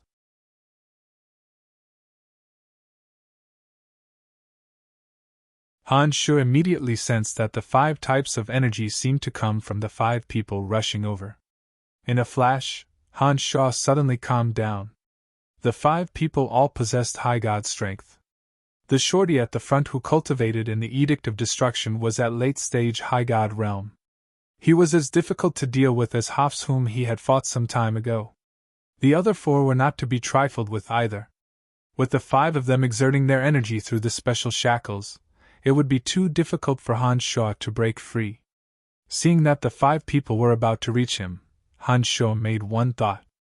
The divine souls of the 2 avatars in his body immediately aligned with his main body. While his avatars were still inside the cauldron spirit, the 2 domains of divinity instantly fused within his body. In an instant, a brand new domain of divinity was formed in Han Shuo's body. All of a sudden, the element of death from all directions madly converged towards Han Shuo. Threads of faith that were barely visible to the naked eye revolved at high speed according to the trajectories of the Edict of Destruction. With Han Shuo as the center, the domain of divinity rapidly expanded. The domineering and aggressive nature of the domain of divinity drove away all the elements in the area around Han Shuo. The 5 people who wanted to take advantage of this opportunity to kill Han Shuo were immediately enveloped by Han Shuo's domain of divinity. The threads of faith in Han Shuo's domain of divinity entangled the 5 people like tiny, invisible hands. All of a sudden, the 5 people felt as though they had sunk into a swamp. Their high speed was suddenly slowed down. The eyes of the 5 people under their masks were filled with astonishment. They glanced at each other before their eyes turned cold. One by one, they released their domains of divinity. All of a sudden, the domains of divinity of death, destruction, and darkness radiated from the 5 people. Among them, the domain of divinity of darkness was divided into 3 areas. In the next moment, 6 domains of divinity suddenly filled the narrow space. The domains of divinity of the 5 people were within Han Shuo's domain of divinity. Furthermore, the domains of divinity were rapidly expanding and pressuring Han Shuo. Unlike Han Shuo, these 5 people were able to control their domains of divinity freely. They had their own goals. Instead of interfering with each other, they worked together to expand their domains of divinity towards Han Shuo. Han Shuo immediately felt that his domain of divinity was being pressured by 5 times the normal pressure. He felt as though his body was being squeezed by 5 inflated balloons. It was extremely uncomfortable. Although his domain of divinity was domineering, it was being pressured by the domains of divinity of 5 high gods. He had no choice but to retreat.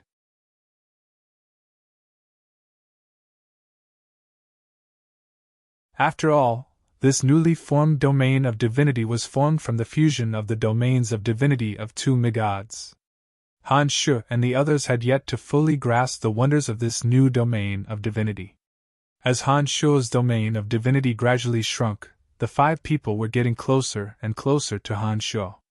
The eyes under the masks of the 5 attackers were filled with cruel smiles as though they were about to kill Han Shuo.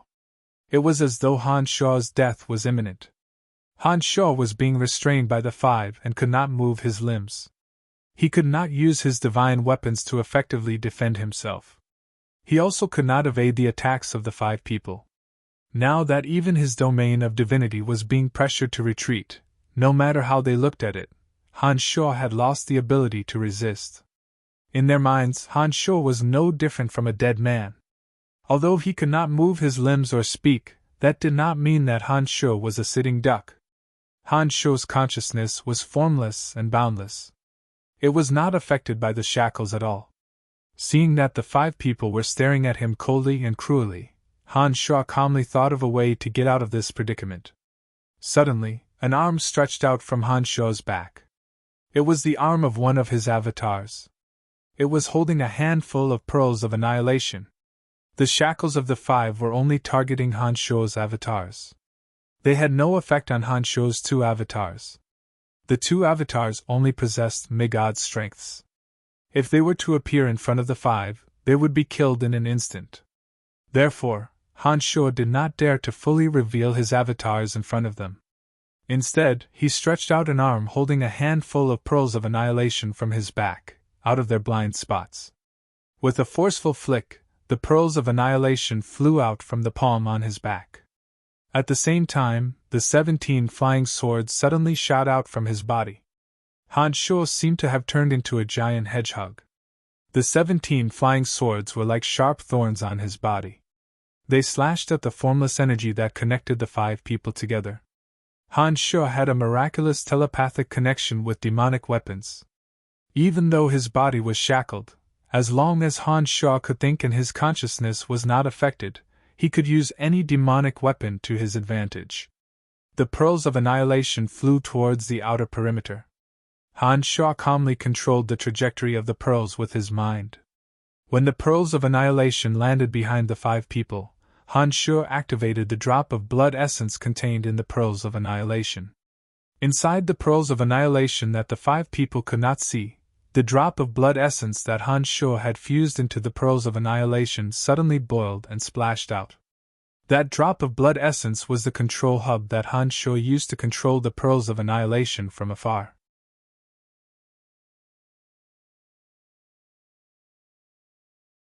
Suddenly, the Pearls of Annihilation exploded behind the 5 people. The newly refined Pearls of Annihilation possessed astonishing explosive power. Coupled with the fact that the 5 people were very close to each other, the force of the explosion surged into the domain of divinity of the 5 people. The cell piercers within the Pearls of Annihilation shot out in all directions, densely covering the 5 people and piercing them all over their bodies. At the same time, under Han Shuo's control, the 17 flying swords severed all of the invisible bonds connecting the 5 of them. The restraints on his body had been removed, and the invincible Omen body immediately broke free from the remaining invisible restraining force. He no longer felt the slightest bit of pressure. Rumble. The explosion of the Pearls of Annihilation was deafening to the ears. The shockwave of the explosion pressed against the domains of divinity of the 5, causing them to stagger. They were pushed by the shockwave of the explosion into Han Shuo's domain of divinity, causing Han Shuo, who had just broken free from the shackles of his domain of divinity, to lose his balance. Fortunately, Han Shuo had anticipated this. When the explosion occurred, Han Shuo, who had just broken free from the shackles, immediately withdrew his domain of divinity. He was the first to stabilize himself. The 17 flying swords suddenly let out shrill shrieks as they flew towards the first short and small attacker. The few demon generals refined from high god souls that had been mobilized from afar also transformed from their incorporeal forms the moment Han Shuo made his move.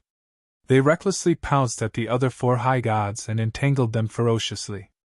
For a moment, the high gods were overwhelmed and had no spare energy to deal with Han Shuo. The deafening explosion had awakened all the divine guards in the vicinity. Loth, who was bathing in the cold pond in the distance, immediately put on a loose robe. She didn't care that her hair and body were still wet. She immediately rushed over. The divine guards who were with Balins also rushed to the scene. These divine guards who had been tempered by the 8 desolation and torment formation had cold and stern expressions on their faces. Their movements were swift and ferocious. As soon as the shackles on his body were broken, Han Shuo immediately launched an all-out attack. He controlled the 17 flying swords to attack the shortest one, while summoning his demon generals to attack the other 4. The demon generals refined from high god souls in Hush Vale City were extremely powerful. They were able to keep the 4 high gods in check. When Rose and the surrounding divine guards arrived from all directions, they saw Han Shuo displaying his invincible might. He single-handedly kept the 5 masked experts in check. Among the 5 attackers, the aura of the high god was very obvious.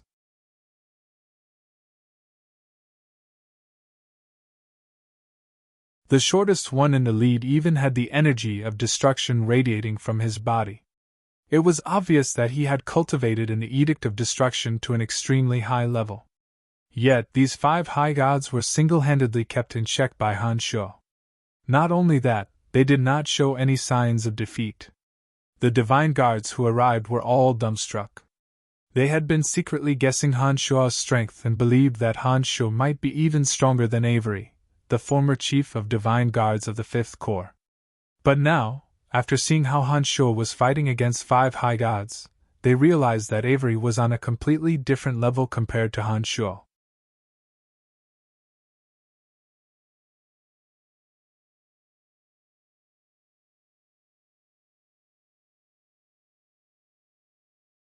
Chapter 781. The surrounding divine guards were awed by the valiant strength displayed by Han Shuo. For a moment, none of them knew what to do. Only Rose, after taking a glance at Han Shuo, dashed over and joined the fray. She attacked one of the attackers who was entangled by a demon general and used the combined energy of the demon general to block the attacker's path of retreat. "What are you waiting for? Help his lordship get rid of these shameless attackers!" shouted Balins coldly. The long and slender flying sword refined by Han Shuo shot out erratically at another of the attackers. Balanza's loud shout roused the terrified divine guards from their stupor. In an instant, all sorts of bizarre energies shot towards the other three attackers. Rays of light shot out from the battlefield as divine artifacts and divine power danced in the air, raining down on the attackers who were entangled by the demons. The divine guards knew that the masked individuals possessed high god strengths. Therefore, they did not dare to approach them and instead launched long-range attacks. While it was true that the divine guards were no match for any of the attackers individually, when dozens of them joined forces to attack a single person, the concentrated attack was more than enough to throw the attackers into confusion. With the situation having developed to this stage, not only did the attackers fail to kill Han Shuo cleanly and efficiently, but they had also fallen into a tight encirclement. Han Shuo, Rose, and nearly 100 divine guards were attacking simultaneously. Not to mention, there were also demon generals that filled the sky. Even the 5 high gods found it rather difficult to deal with the onslaught. The 5 of them had to deal with Han Shuo and Rose's main attacks as though they were facing a formidable foe. They were overwhelmed by the rain of attacks from the divine guards. 3 of them were struck by all sorts of divine weapons and divine energies, rapidly depleting the divine energy in their bodies. The divine guards' divine energies were limited and they could not inflict serious injuries on the divine guards. However, their concentrated attacks were making the divine guards more and more flustered. Whenever the divine guards revealed an opening, the black mass of demon generals would immediately close in on them. The bizarre energy of the demon generals gave the divine guards a headache. Hee, it won't be that easy to kill me! With the divine guards and Rose joining the fray, the pressure on Han Shuo was greatly reduced. He continued to control the 17 flying swords to besiege the shorty who was the strongest of the group. At the same time, he looked at the 5 with cold eyes and mocked. As all 5 were wearing masks, Han Shuo could not figure out their true identities. Therefore, he tried to sound them out. The 5 seemed to know what Han Shuo's intentions were. None of them answered.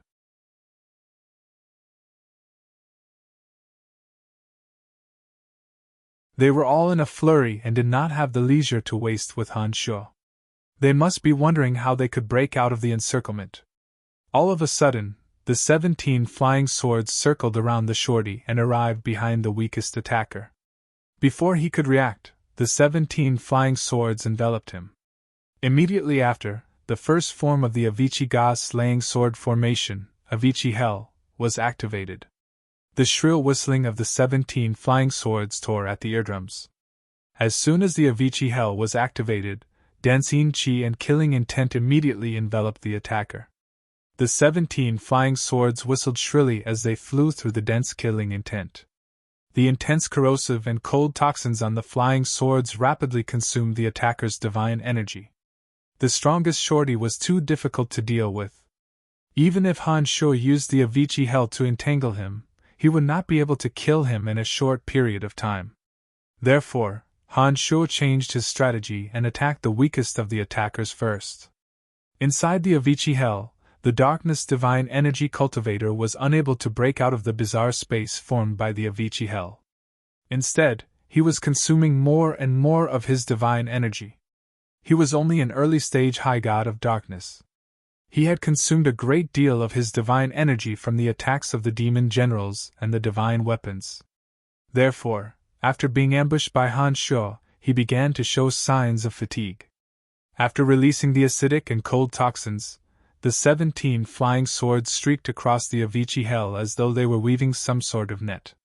Streaks of jet-black lightning sparkled in the net and sprinkled on the attacker's body.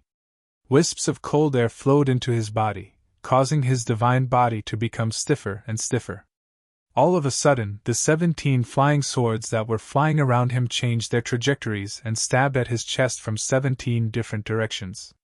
With several puff-puff sounds, streams of blood shot out from his chest. His eyes were suddenly filled with fear as his life force rapidly flowed out along with the blood splattering out from his chest. The 17 flying swords pierced through his chest, leaving 17 bloody holes. They immediately changed their target, and surrounded the short attacker who was trying to escape. Previously, when the 17 flying swords flew past the shorty, he seemed to have hesitated for a moment. But before he could make a decision, the divine guards around him launched a barrage of attacks at him. He had no choice but to deal with the divine guards' attacks. Most importantly, there were demon generals surging towards him like a dark cloud. Among them, there were 5 demon generals in their strongest form, which were refined from the divine souls of Midgard.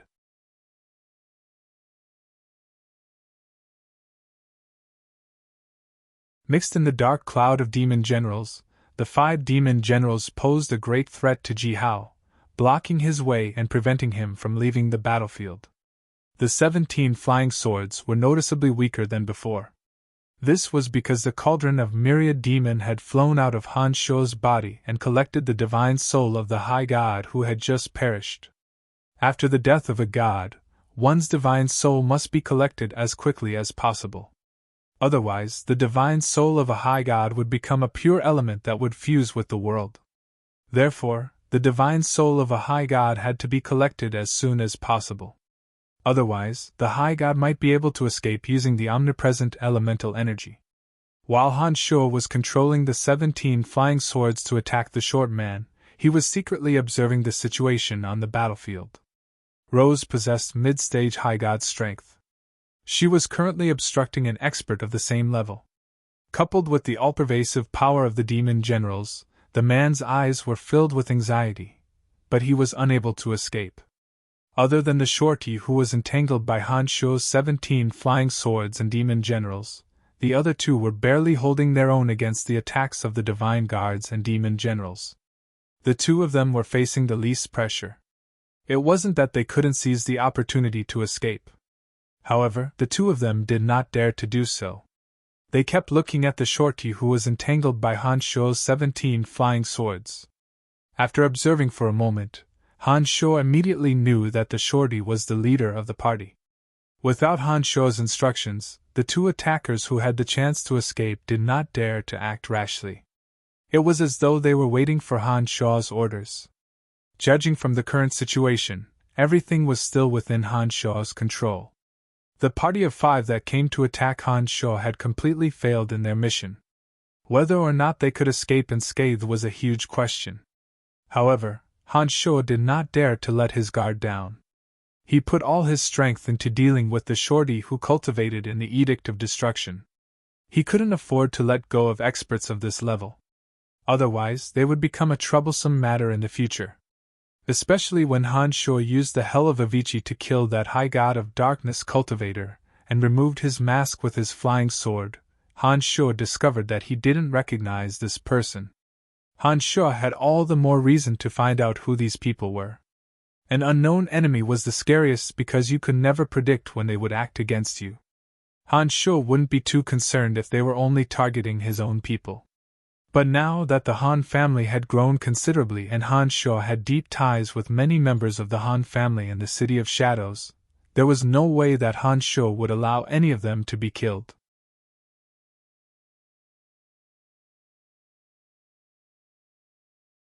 In order to prevent such a tragedy from happening again, the simplest way was to wipe out all the enemies in the open and in the dark. Only by doing so could Han Shuo ensure that his family and friends would be safe. After the cauldron of myriad demon collected the high god's divine soul, it once again returned to Han Shuo's body. With that, Han Shuo's strength was once again greatly enhanced. The shorty who was tightly entangled by the 17 flying swords immediately felt the pressure on him increase tremendously. He who had been hesitating for a long time suddenly made up his mind. The speckles on the gloves he wore on both his hands suddenly overflowed with dazzling glimmers. In an instant, the space around him began to distort rapidly. Layers upon layers of ripples spread out like water ripples. It was as though an independent dimension had been forcibly opened up. Many chaotic energies suddenly slid away from that region. That shorty twisted and wriggled around like a fish. He magically slid to the side of the attacker who was fighting with Rose. A gorgeous curtain of light completely covered that region. Han Shuo suddenly shouted, "Rose, get back!" Rose was startled. She immediately dodged and retreated from the curtain of light in an extremely thrilling manner. The curtain of light gradually faded and suddenly became as colorless as the air. The most powerful shorty and the other attacker bizarrely disappeared. Intense spatial ripples spread from that region. A strange scroll emerged from it. When Han Sho focused his attention on it, the scroll abruptly exploded. No! Two cries of unwillingness and fear came from the two remaining attackers. The two attackers, who had been silent all this time, immediately knew that they had been abandoned when they saw the shorty leave with another person. Facing the encirclement of Han Sho, Rose, and nearly 100 divine guards, the two hesitant attackers knew that their chances of survival were slim. Therefore, they couldn't help but shriek. Their voices were filled with unwillingness and despair. "Tell me who you are and what you are here for. Perhaps I might be kind enough to spare your lives." Han Sho gestured with his hand, indicating for the divine guards to temporarily stop attacking. He approached the two attackers step by step and asked with a warm smile on his face. The two attackers glanced at each other. Their eyes beneath their masks were filled with despair. They did not believe Han Sho's words at all. They suddenly exerted all their strength to break out of the encirclement. It appeared that they had no intention of compromising with Han Sho. Han Sho gestured again and smilingly said, "Kill them. These two are high gods. Have fun!" The divine guards immediately became excited. With Han Sho and Rose by their side, they were very relieved. They knew that the two attackers would not be able to escape alive.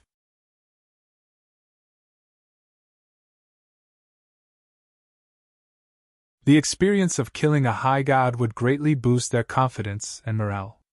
Naturally, they would not let go of this opportunity. They started bombarding the two high gods with savage smiles.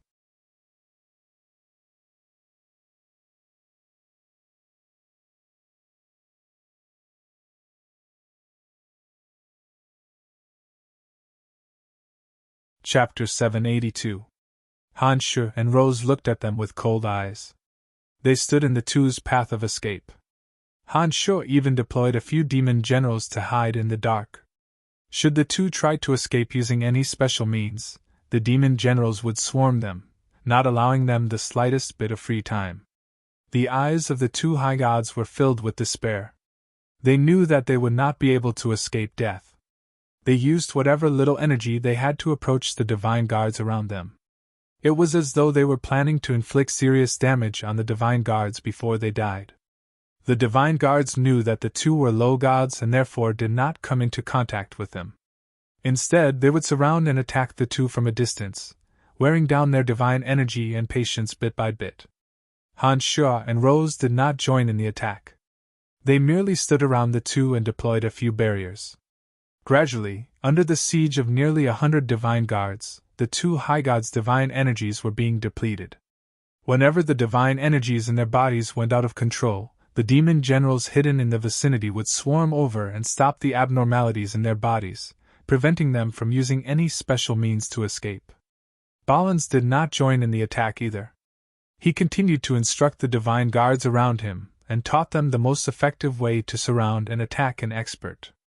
The divine guards excitedly distanced themselves from the two high gods and attacked in coordination with the formation they learned in the 8 Desolation and Torment formation. The concentrated attacks left no gaps for the two high gods to retaliate. For the two high gods, perhaps they had never experienced such a humiliating scene in their entire lives. When they repeatedly mobilized their forces and prepared to escape at the cost of sustaining serious injuries or losing a realm in strength, the demon general gave them every opportunity to extinguish their plans. After repeating this a few times, the two finally knew that they had no other choice but to die. With the boundaries set up by Han Sho and Rose, the two high gods could not even charge at the divine guards around them and inflict heavy damage on them. Seeing that they had become the target of humiliation and the target of their training, the two finally could not endure the humiliation any longer. The two suddenly gave up resisting and allowed the divine weapons and divine energies of the divine guards around them to land on their bodies. Under the assault of the divine weapons and divine energies, the two high gods whose divine energies were nearly depleted finally fell into a pool of blood. Cauldron Spirit took the opportunity to devour 2 more high god souls.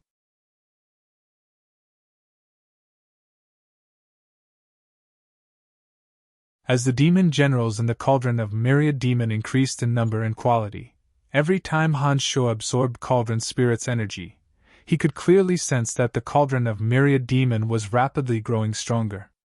To Han Shuo, the cauldron of Myriad Demon's strength was equivalent to his own strength. Therefore, Han Shuo spared no effort to help the cauldron of Myriad Demon absorb more souls. He died just like that! Bernard cursed angrily. It seemed like he hadn't had enough fun yet. The surrounding divine guards were rather dispirited as well. They did not expect that the 2 attackers would suddenly give up just as they were enjoying the show. They had not even had the chance to enjoy the show to their heart's content. Balins did not utter a word. After absorbing the 2 high god souls, he rapidly went to the 2 corpses.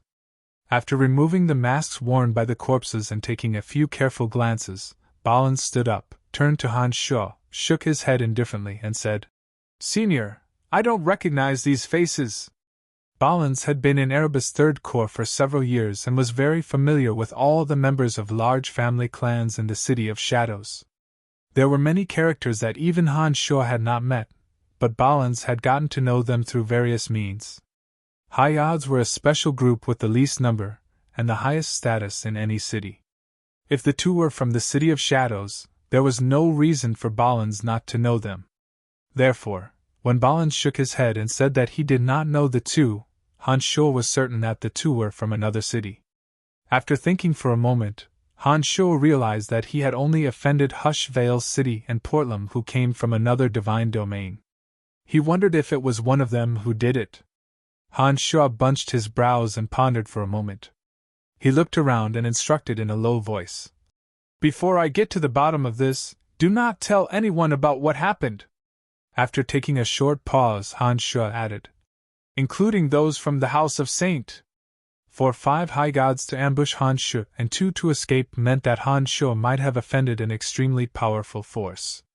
As he was currently a citizen of the City of Shadows, if Wallace, Andre, and the others were to learn of this, they would become very suspicious and might interrogate Han Shuo repeatedly.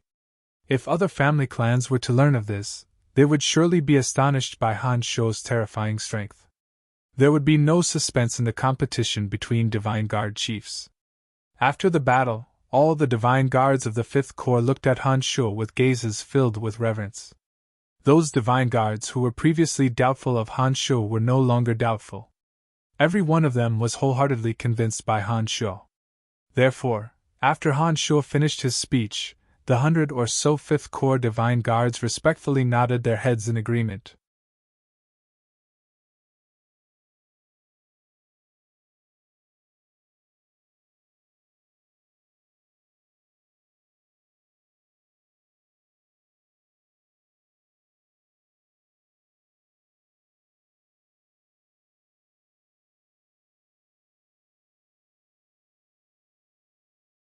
Chapter 783. The City of Gorging Clouds, the leader of the 7 major cities of the Darkness Dominion, was undoubtedly the strongest. Larixon, the younger brother of Yaris, the city lord of the City of Gorging Clouds, cultivated in the Edict of Destruction and was a late-stage high god.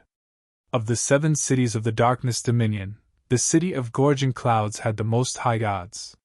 Yaris' House of Broadhurst was the oldest and most powerful family clan in the Darkness Dominion. They were highly regarded by the Overgod of Darkness. The City of Shadows was ranked among the 7 cities of the Darkness Dominion, only slightly stronger than Hush Vale City, which was ruled by Hoffs. The City of Shadows was considered the weakest among the 7 cities. Compared to the City of Gorging Clouds, which was ranked first, the City of Shadows was far behind. In the City of Shadows, the strongest expert was Wallace, a late-stage high god. Other than him, there was no other late-stage high god in the City of Shadows. However, the City of Gorging Clouds was different. The patriarchs of the major family clans in the City of Gorging Clouds all possessed late-stage high god strength. It was said that the city lord of the City of Gorging Clouds, Yaris, possessed strength beyond that of a high god. Of course, he was an overgod without a quintessence. When Han Shuo learned that the 5 people who ambushed him, other than Field from the House of Lavers, were from the largest family clan in the city of Gorging Clouds, the House of Broadhurst, he was astonished. Having lived in the City of Shadows for so long, Han Shuo had more or less learned about the situation in the cities of the Darkness Dominion. Naturally, the City of Gorging Clouds and the House of Broadhurst, the strongest family clan in the Darkness Dominion, would not miss the opportunity to ambush them. Therefore, when Field shouted the name of the shorty, Han Shuo immediately knew the identity of the 3 high gods he killed. After giving it some thought, Han Shuo realized that after the House of Lavers left the City of Shadows, they had arrived at the City of Gorging Clouds through various means and obtained the protection of the House of Broadhurst. They had also made a secret agreement with Yaris' brother, Larixon. With the arrival of the House of Lavers in the City of Gorging Clouds, the City of Gorging Clouds' strength continued to soar and lead the other 6 cities. With the protection of the City of Gorging Clouds, even if Field were to do something detrimental to the City of Shadows, Wallace would have to think twice. The City of Gorging Clouds couldn't be compared to Hushvale's city, which ranked last. Whether it was in terms of overall strength, or the relationship between Yaris and the Overgod of Darkness, Wallace couldn't compare to the City of Gorging Clouds.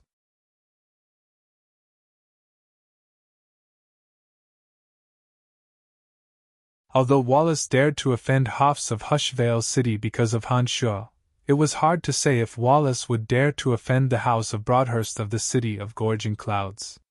With a gloomy face, Han Shuo stood up from his cross-legged position. The demon general that had discovered the truth of the matter returned to where it came from under Han Shuo's command. Even demon generals refined from high gods had limited coverage on Elysium. If the demon general was too far away from Han Shuo, the connection between the two would become extremely weak. Without Han Shuo as its master, the demon general would kill anyone it saw.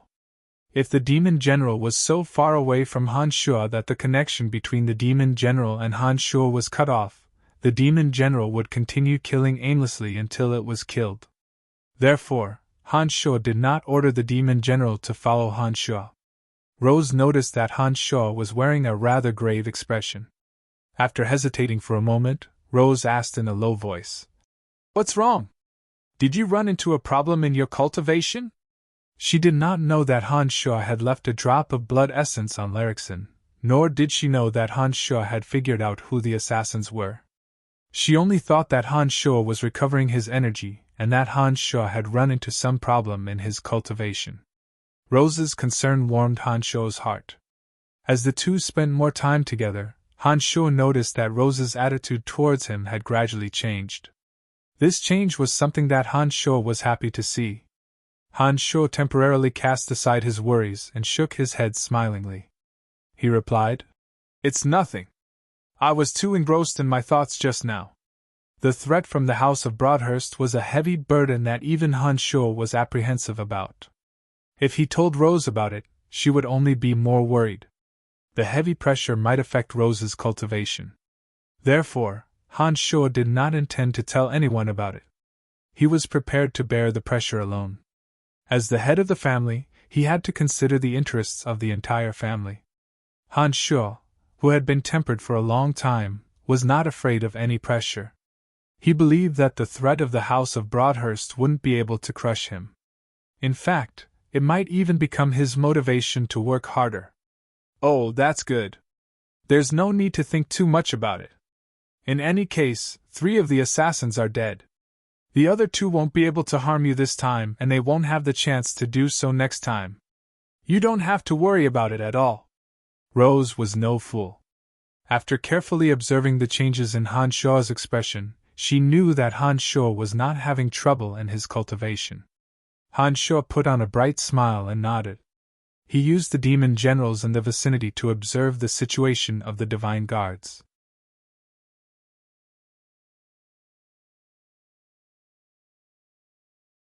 When he saw that none of the divine guards of the 5th Corps had strayed more than 100 miles away from him, he felt relieved. Before learning that the enemy was the House of Broadhurst of the City of Gorging Clouds, Han Shuo was not worried that the enemy would dare to attack. But now that he knew the truth, he was no longer so confident. The city of gorging clouds was simply too powerful. If the House of Broadhurst intended to attack him, the Han family would not be able to withstand a single blow. By the way, Rose, do you know any powerful gods? I mean, experts who are not affiliated with any major family clans. They are at least high gods. It doesn't matter if they are aliens or not, Han Shaw suddenly asked. Rose stared blankly for a moment. She looked at Han Shaw strangely and asked puzzledly, "Why do you suddenly ask about that?" The Han family currently had sufficient crystal coins and their influence in the City of Shadows was rapidly expanding. If the 5th Corps and the 7th Corps were to emerge victorious in the competition, Han Shaw believed that there would be more mid-gods coming to join the Han family and the 5th Corps. He believed that there would be no shortage of gods of this level in the future. At present, apart from Han Shu and Rose, the Han family did not have a single high god. One of the most important factors in determining whether a family clan was powerful or not was the number of high gods they had. In order to increase the strength of the Han family as soon as possible, Han Shu had no choice but to make preparations as soon as possible. Before today, Han Shu wasn't in a hurry to increase the strength of the Han family because if Han Shu's strength were to rapidly expand, he might come into conflict with the House of Saint. Although the House of Saint was the current master of the City of Shadows, if the Han family grew strong enough to threaten the House of Saint, Han Shu's relationship with the House of Saint would definitely not be as harmonious as it was now. However, the threat posed by the House of Broadhurst was just too great. In order to shorten the distance between him and a major family clan as soon as possible, Han Shu couldn't care less. "You have stayed on Elysium for so many years. You must know many gods who are as eccentric as you, right? Whether they are friend or foe, tell me everything you know. I want to communicate with them," Han Shu said sternly. "What are you planning to do?" Rose put on a puzzled expression. She couldn't figure out Han Shu's intentions. "The Han family's foundation is too weak. I want to increase the strength of the Han family as quickly as possible," Han Shu said in a deep voice. After hesitating for a moment, Rose said, "There is a place where there are many experts. It is a very chaotic place. There are many high gods and even overgods without the quintessence.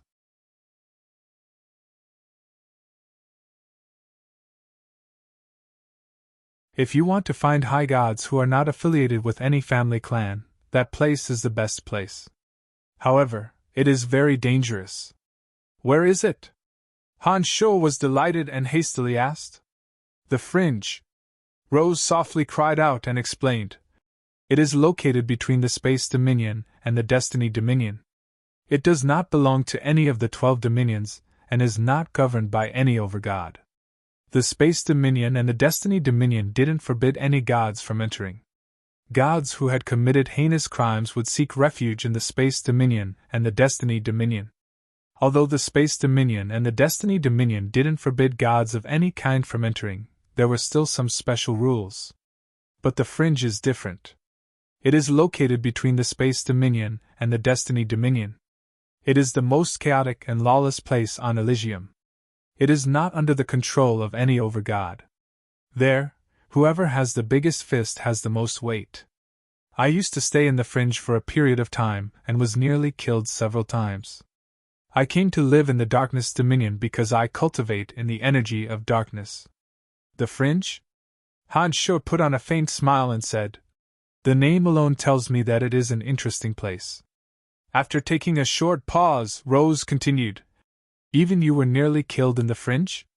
I still remember the few people who tried to kill me.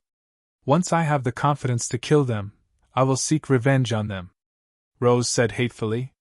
She was a little embarrassed at the mention of the Fringe. "You don't have to wait too long. After the competition between the 7 Corps is over, I will take care of the Han family in the City of Shadows. Then I will go to the Fringe with you. I will avenge you," Han Shu promised Rose. Rose put on a rather strange expression when she heard that Han Shu would avenge her. She looked deeply into Han Shu's eyes before she lowered her head and said softly, "Thank you? The two of us have gone through thick and thin together. You are one of my people. Of course, I will avenge you," Han Shu put on a faint smile. After hearing Han Shu's words, Rose's expression turned even stranger. Her delicate and pretty face turned a little red. She cried out in a low voice, "I'm not one of your people." Han Shu stared blankly for a moment before the smile on his face widened. He sized up the seductive Rose and teased, "I don't mean anything else. Don't get the wrong idea." Rose's face turned even redder. She glared at Han Shu with some resentment before lowering her head and ignoring Han Shu. Han Shu suddenly felt much better. He did not expect that Rose would be so interesting. But seeing that she seemed to be angry, Han Shu did not continue to tease her. He put on a mischievous smile and said, all right. Let's hurry to Soaring Cloud Mountain Range. I can't wait any longer." After dealing with the 5 ambushes, they did not run into any more trouble.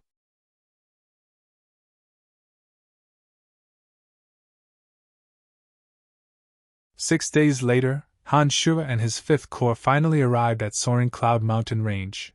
You're tuning in to the Phoenix Knights YouTube channel. Don't forget to subscribe and join us on this journey to catch the most captivating stories.